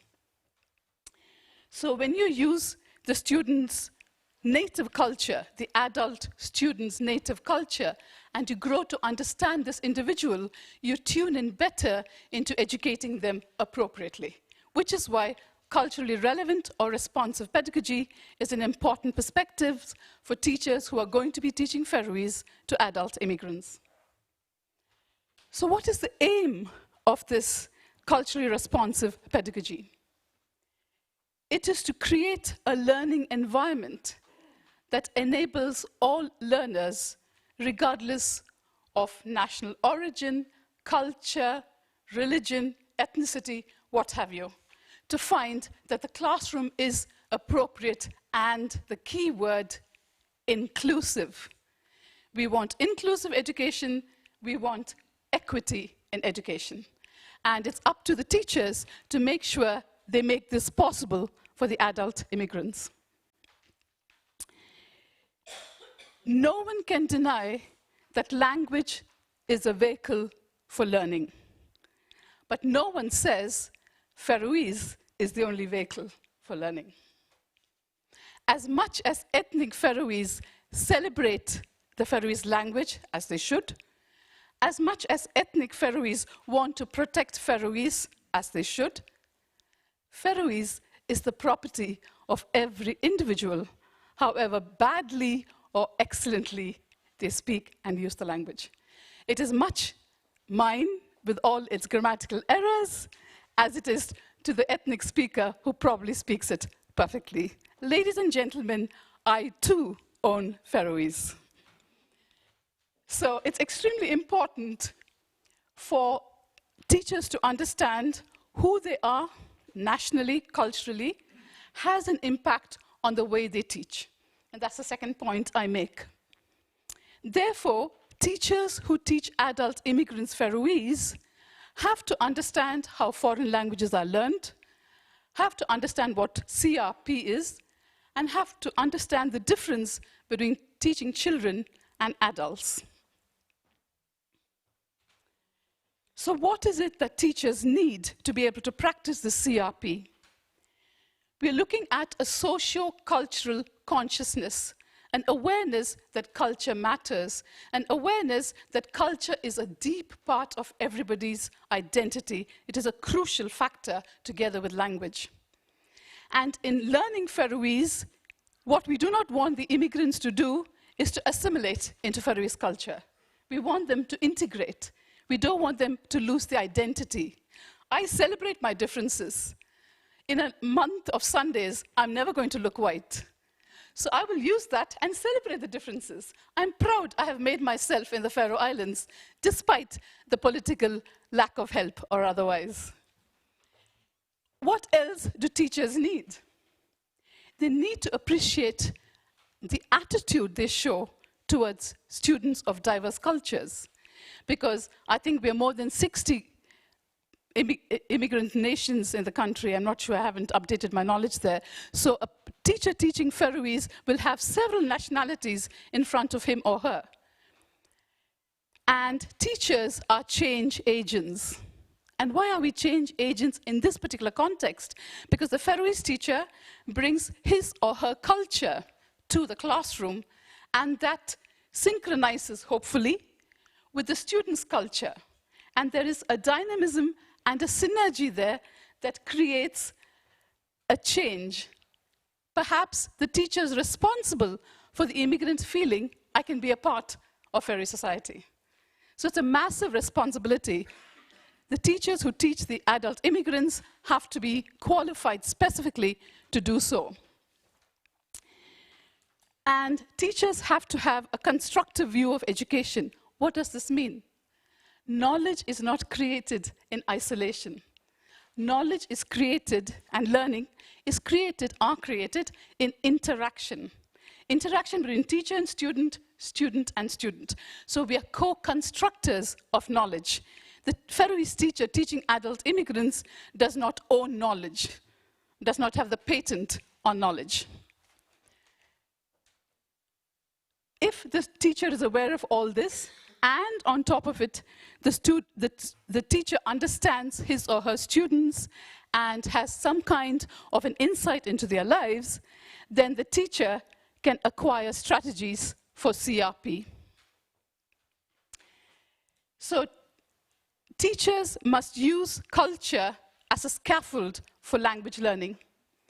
They must use the students' personal interests and language experience to make the classroom relevant and alive. And they have to be sure that they allow interaction in the classroom. Knowledge of the Faroese grammatical system is not the knowledge of the Faroese language. It's the knowledge of the grammar of the Faroese system. It's a very clear and clean distinction that research makes. Using language is one thing, knowing the grammatical system is something else. Two things we expect of a CRP teacher. A teacher who knows that his or her culture has an impact on his or her own teaching, and that the teacher gives importance to the culture of the students. And for my last slide, why CRP for adult immigrants learning the Faroese language?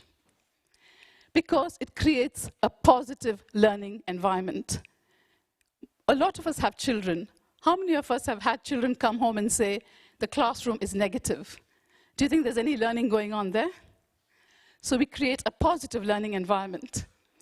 We make efficient use of class time and the teacher as a human resource in interaction with the students as a human resource. This way it encourages students to take responsibility for their learning and become interested in their learning. It creates a safe and secure learning environment, and research is very clear. Students have to feel safe and secure in the classroom to learn. So academic success, cultural competence, and critical awareness are other advantages, and the quality of the teaching improves, and the students feel a sense of self-efficacy. Self-efficacy is one of the greatest intrinsic motivators in education. It means a person believes that they have the necessary skills to fulfill a task at any given point in time. It helps teachers to understand different learners, promotes understanding, promotes an atmosphere of mutual respect and desire to reach the goals in unison. And finally, in summing it up, I say culturally responsive or relevant pedagogy creates a culture of respect and encourages a sense of belonging. It is in the interest of the Faroe Islands to have its immigrants feel that they belong. That is fundamental to well-being of individuals in society. And it helps language learning. We want the immigrants to learn the language and integrate. I have one final word of caution.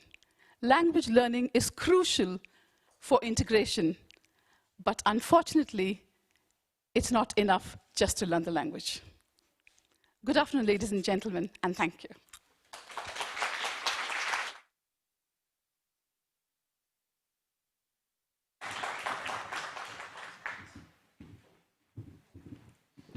Så vil jeg bede Kalpana om at tage plads i panelen.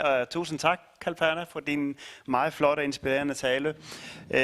Og så vil jeg også bede Kristin om at komme op og deltage, og så vil jeg også bede Edvard Jakobsen. Og det var også Vivian Motzfeldt fra Vestnordisk Råd om at komme op og deltage i paneldebatten.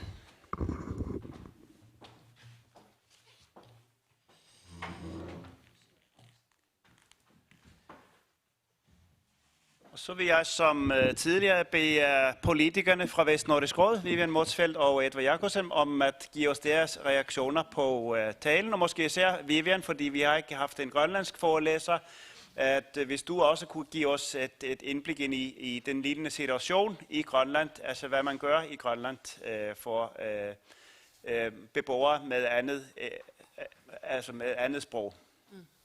Ja. Først og fremmest så vil jeg gerne sige rigtig mange tak til fremlæggerne. Først og fremmest til den islandske, som siger, at det er i orden at kæmpe for sit eget sprog. At det ikke er et fy-ord at kæmpe for sit eget sprog.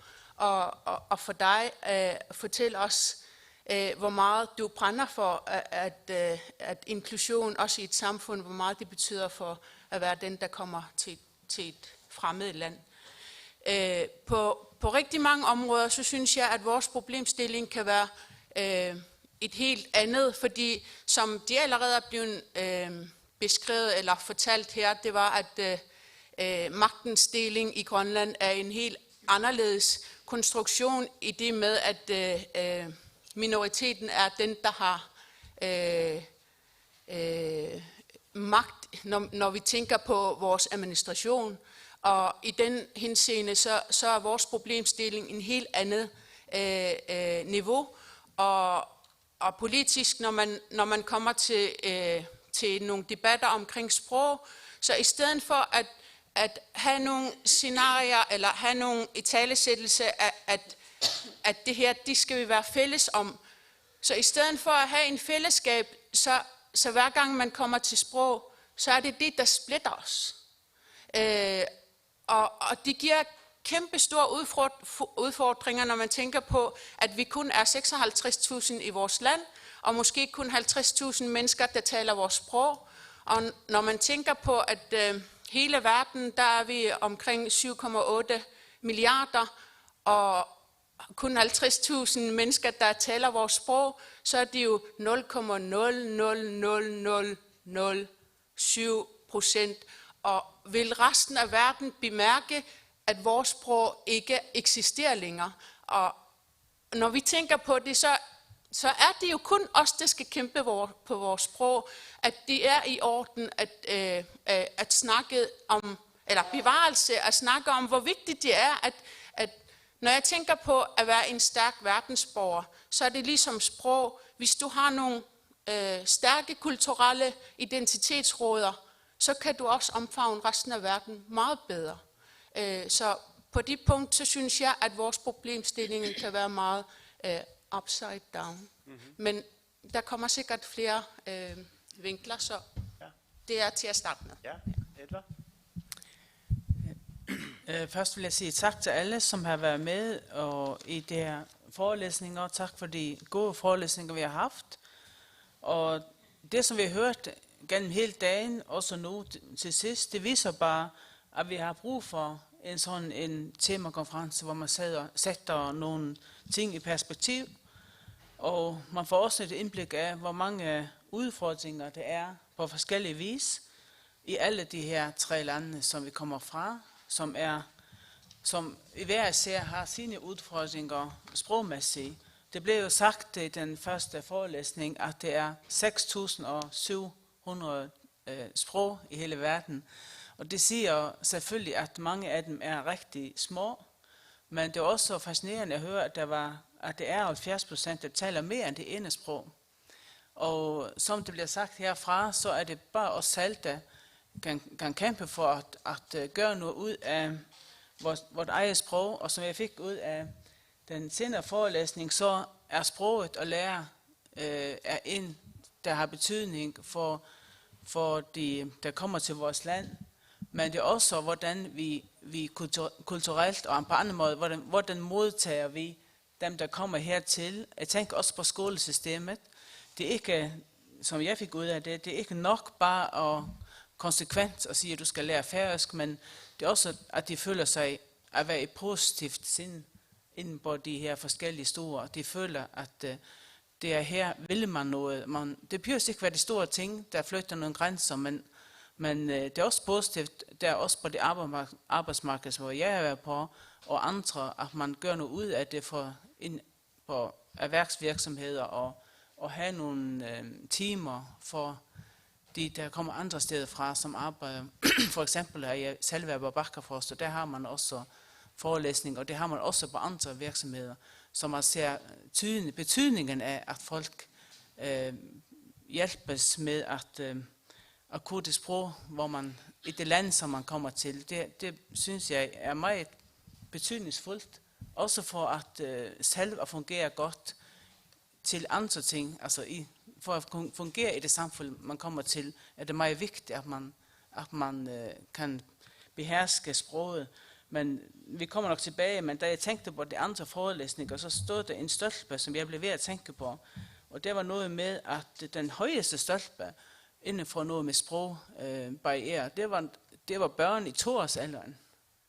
Det var en islandsk, som havde en forelæsning, hvor vi så, at hvor det var nogle udfordringer. Og når børnene er så små, så har vi godt nok noget stort ansvar som voksne. For der er det os, der tager os af de andre, men det er bare sådan en bemærkning, men jeg kommer ind på noget senere også. Og det lyder utroligt, men vi har kun faktisk 5 minutter tilbage af den her paneldebat, desværre. Så vi kan lige nå måske 1 eller 2 spørgsmål fra salen, hvis der er nogen, der har lyst til at spørge. Ja, Kolbæk. Ja, tak. Jeg har et spørgsmål. Should I speak in English if I have a question? Yes, please, Yes, thank you. Okay. Thank you for and all of you for your representation and comments. I'm really interested in this method, what you call it, that you spoke of here. I don't have the knowledge in this area, but it just sounds like common sense when you present it. What would we? Is it practiced, you know, in any of our neighborhood countries in the West modern communities, or that you know of in our countries that we compare to? And what does it need? Because if you over 60 nationalities, you say, it sounds like it puts a lot of burden upon the teachers. So we need more teacher. You spoke of more money. If you could, so you hear what I'm doing, try to fish out of you what we actually need to implement this. Yeah, thank you. Ja, vi kan tage et spørgsmål til, og så skal du svare. Ja. Tak for det. Thank you so much. It was very interesting to hear what you had to say, actually both of you. And just if I could add a little bit to what Kolben Ottersson asked about, what would you like us as a politicians to do? What can we do to make people that move to Iceland, Faroe Islands or Greenland feel better and be part of what we are? And I also noticed that you said you were even more outsider now than you were when you moved here, and I didn't really understand how that could be. So that would be nice to have answer to that. And maybe also, Christine, if you could elaborate a little bit on that, because I know you have been doing a lot of great projects, and it was very nice to see the introduction, even though I've heard a lot about them, but this was very interesting. So if you could elaborate a little bit on it. Thank you. And now you have a challenge, Kalpana, because you will only get like 1 minute to answer these 2 or 3 questions. Right. A quick answer to your question. Yes, it is practiced in Nordic countries. I belong to the EU-Arctic network, and we're just in the course of talking of equity in education, and we'll actually be publishing a book soon on culturally responsive pedagogy. Research indicates that culturally relevant pedagogy, there are certain methodologies that you can adopt. I can't go into it right now, but it begins with the teacher's attitude and willingness to appreciate that culture can be a barrier in learning. It begins with the teacher's appreciation of his or her own culture and how it colors the way the person teaches. For example, in the Faroe Islands and Denmark and other Scandinavian countries, it's as if there is only one uniform culture, and often teachers carry the upper middle class culture of the country they're in. And that is a European culture or Scandinavian culture, and that is not enough. That seems very poverty-stricken, if you will. And as for the politicians, sorry. As for the politicians, I can understand why the disturbance, money, money, and more money. Apart from that, I think to acknowledge in the political discourse, which ties into your second question, why do I feel more of an outsider? Around 2007, 2008, there was election campaigns which really indicated that immigrants were a nuisance factor rather than a resource. And for someone who's been teaching since 1992 and have hundreds, if not thousands of students who've passed through my hands, to hear that was extremely painful. It's money, it's organization, it's understanding, it's respect, and an acknowledgement of the fact if something is not done now, we create bigger problems and create even more second-grade citizens. Looking at me, you would think I'm a successful integration figure. I don't see myself as successfully integrated because I'm still seen as a foreigner. So who is a Faroese person? What makes me Faroese? I carry a Danish passport, but does that make me a Dane or a Faroese person? Jeg er meget ked af, Christian, at du ikke får nogen taletid i den her paneldebat, fordi den er faktisk slut nu, og vi må videre. Vi skal prøve at slutte klokken 4, men tak til jer alle. Og det er jo pointen med det her, at det skulle opstarte debatten, så jeg håber, at nogle af deltagerne vil starte en samtale med både forelæserne og vores politikere lidt senere her ude på gangen og til middagen i aften. Men tak til forelæserne og tak til politikerne, og nu skal vi afslutte den her dag.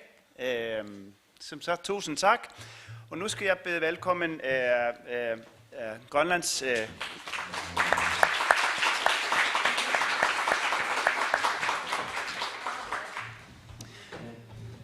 Så nu, som sagt, nu afslutter vi temakonferencen med en opsummering. Og først vil jeg bede Anne Lone Bagger, Grønlands minister for uddannelse, kultur, kirke og udenrigsanliggender, om at give os hendes refleksioner om dagens program og emne. Så værsgo, Anne Lone.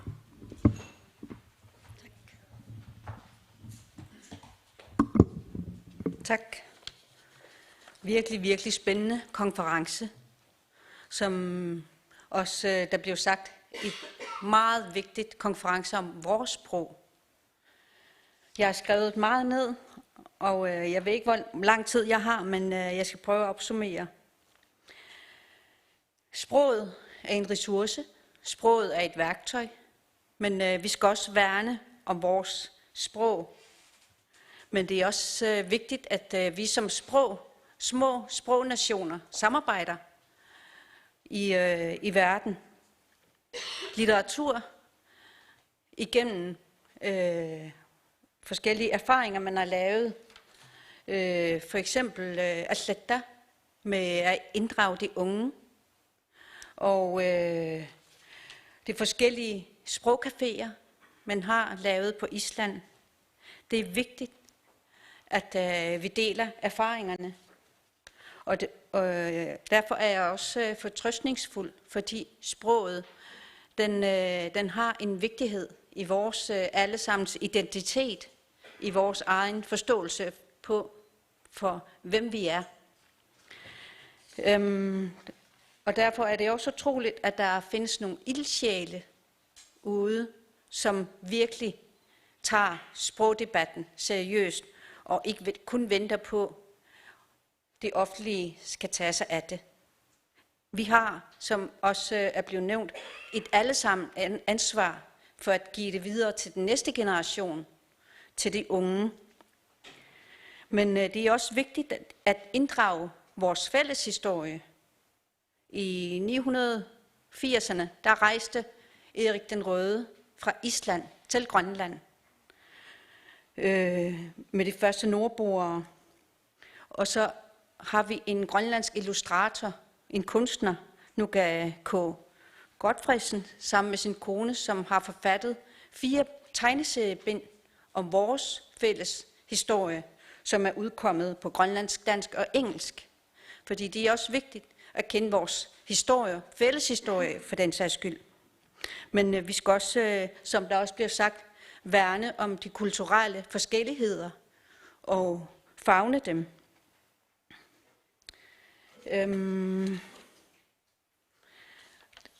I dag har konferencen også givet os pejlemærke på, hvor vi er stærke i sproget, men hvor vi også har vores sværheder, men også der, hvor vi kan lære hinanden. Så jeg vil sige tusind tak til Færøsk godt værtskab for et så vigtigt emne som sproget, som konferencen har budt på i dag. Tusind tak.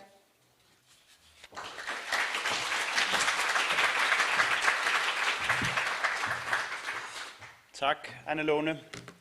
Og nu vil jeg bede Helge Abrahamsen, Færøernes miljø- og erhvervsminister, som på vegne af Færøernes kulturminister vil give os hans refleksioner på dagens program og emne.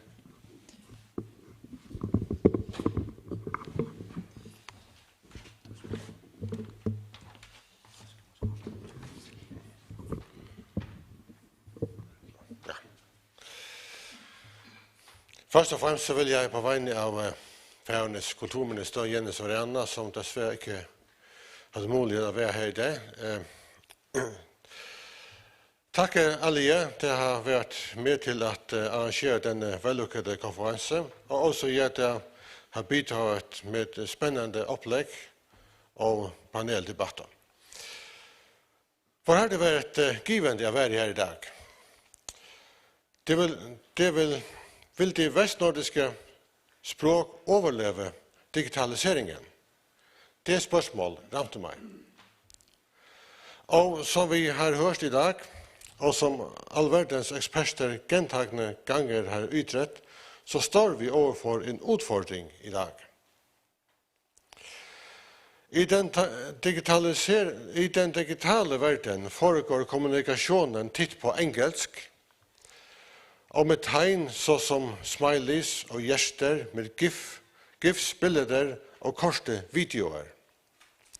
I vores ageren i og med omverdenen bliver vores språk ofte satt ut på sidelinjen.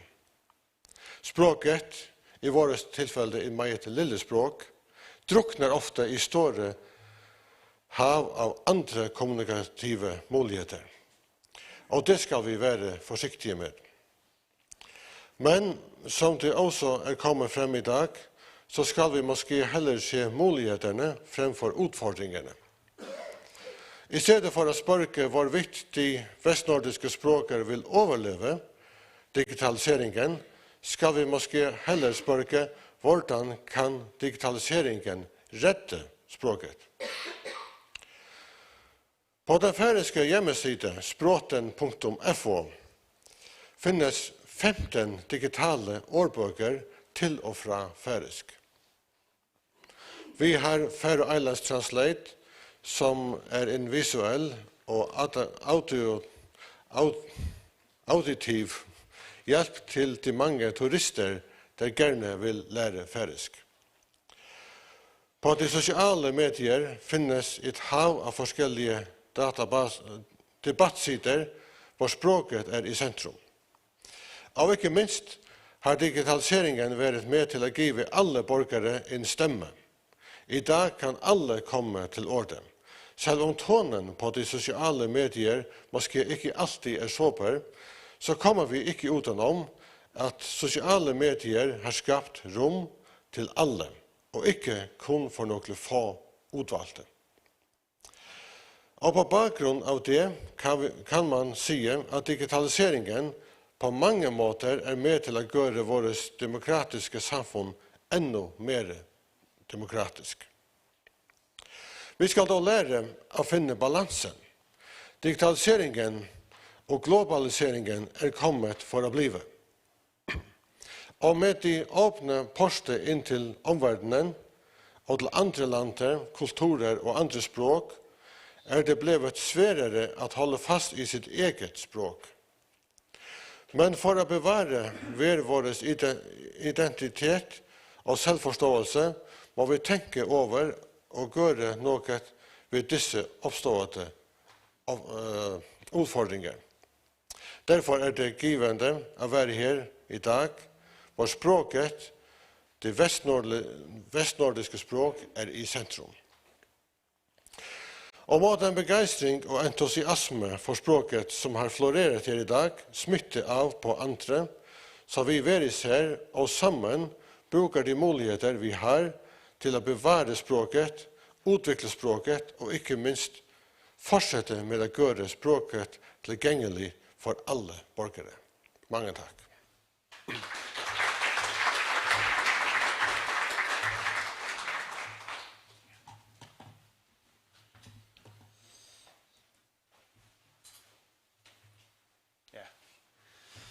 Tak, Helgi. Og så er det Afslutningsvis så vil jeg bede Vestnordisk Råds formand, Gudjon Esperanzon, om at afslutte dagens program. Gudjon.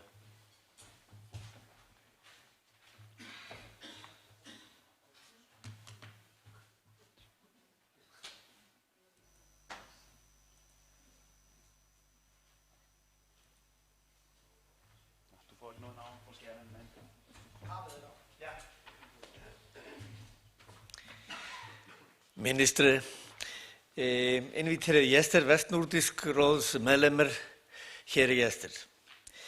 Mange takk for en meget interessant debatt hele dagen her i Nordlandahuset. Det har vært veldig lærerikt og inspirerende at lytte til alle de fornuftige og kloke forelesere og følge med og delta i debatten. Som Henrik Old, Færøernes delegasjonsformann, var inne på i begynnelsen av dagens program, så har det vært viktig for Vestnordisk Råd at sette de vestnordiske språk på dagsordenen i rådets arbeid, nå i virksomhetsåret 2019 til 2020. Vårt modersmål har en nøkkelrolle i kulturen vår og i samfunnet. Det på en måte identifiserer hvor vi hvem vi Derfor det meget viktig at vi sikrer og støtter slik at vi fortsatt kan bruke våre språk i alle deler av samfunnslivet. Samtidig må vi innrømme at det kan være en utfordring at bevare og styrke språket. Språk som kanskje ikke så mange anvender. Og vi har hørt om en del om de mange utfordringer her i dag, blant annet omkring digitaliseringen av våre språk, som både vil koste penger og kreve et meget stort stykke arbeid.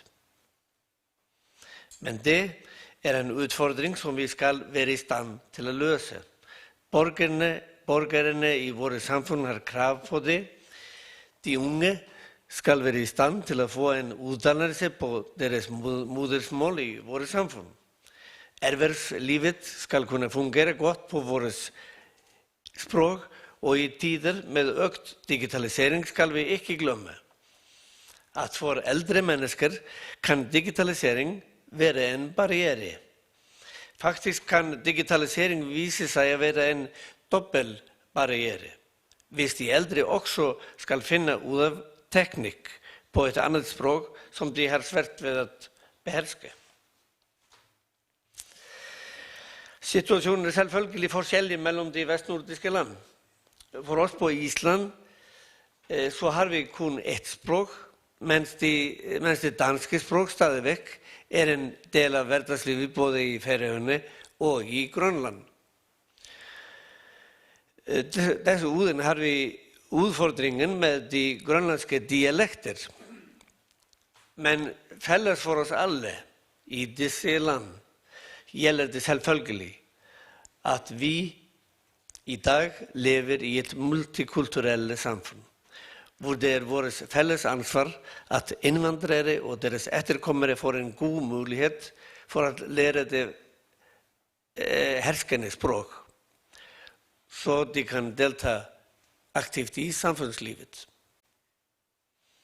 Det var rørende at høre våre unge forfatteres tekster, og det minner oss om at vi skal også passe på at ikke stille oss hele tiden i en forsvarsposisjon når det kommer til våre språk. Vi skal også nyte språkenes klang og støtte de kunstnere og forfattere som bruker våre språk til noe meget avgjørende for oss alle, for eksempel i deres fantastiske kunstverker. Spesielt det viktig at barne- og ungdomskulturen finnes på våre språk, både den som utkommer i bøker, i TV, digitalt og andre steder, men også i den hverdagskultur som barn og unge selv skaper. Och vi ska generellt också vara duktigare till att nyda hinannens språk. En Hamlet föreställning på färöisk här i huset blev omtalt till er idag. Kan vi inte få den på färöisk till Island och till Grönland? Och ska vi overhodet inte vara duktigare till att översätta hinannens litteratur och stötta upp om att vi får flera duktiga översättare som kan översätta direkt mellan våra språk. Kära västnordiska vänner, vårt arbete med att bevara och styrka våra språk blir inte avgjort på en dag, på en konferens. Men på islandsk säger vi faktiskt helt bokstavligt, ord är det till alls först. Det begynner först med någon ord, hvis man ska översätta.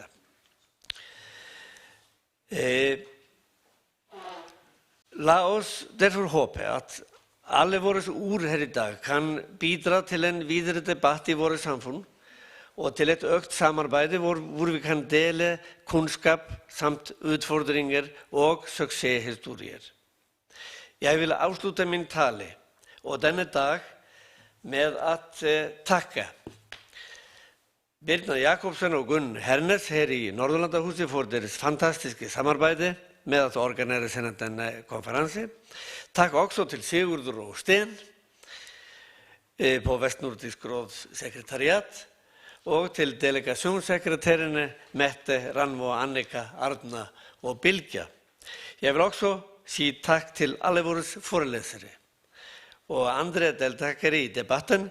Tack till våra gäster på Västnordisk råds temakonferens och sist men inte minst tack till alla här i salen och till dem som sitter hemma och följer med. Tack för deltagelsen. Jag önskar er alla en fortsatt god dag och gläder mig till festmiddagen i afton med temakonferensens inviterade gäster. Tack.